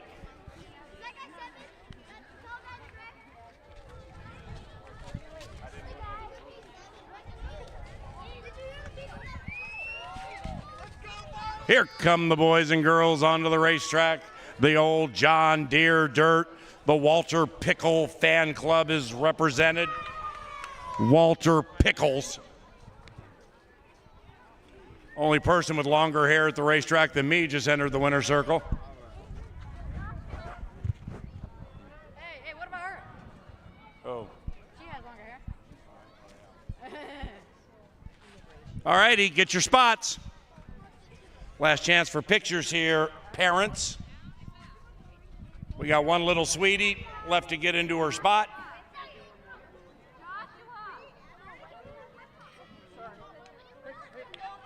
Ready, go! Here come the little boys and girls, and we have a Walter Pickles stumbled out of the gate and lost a crock, but recovered beautifully. Meanwhile, the tall kid with the high tops rolls, along with a Fields kid who came flying late. That was a spine tingler. Nice job, boys and girls. Nice job, boys and girls.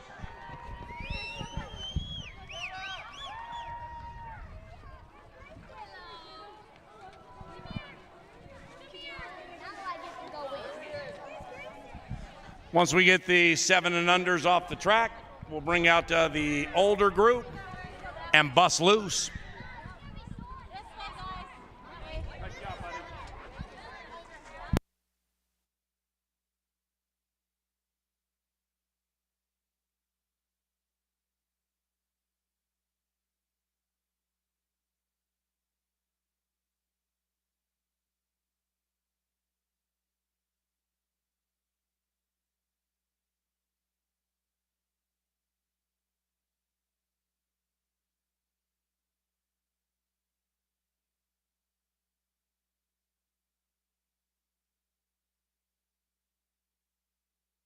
All right, here come the big boys and girls, 8 years of age on to older. Rolling out here now. Seems we are sans Lacey Klein. Hello. Hello.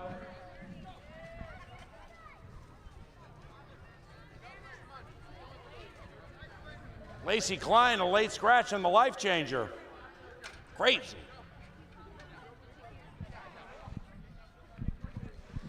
All righty, all the way to the inside, find yourself some room.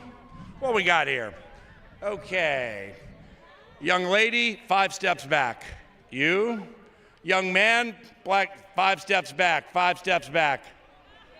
You know, everybody, when I say 5 steps back, you know who you are. 2 more steps back, big boys and girls. Ready? Where are y'all going? It's the future of America, ladies and gentlemen. Ready, go! Here come the big boys and girls. And holy cow, like fullback Lorenzo Neal, my man came steaming through. Look at this finish between three of them. Ooh, that was super tight. The kid with the hat backwards wins. Well done, my man. Thank you, boys and girls. Thank you, parents. We race again Wednesday. Hopefully we see you all soon. God bless. Have a great Sunday.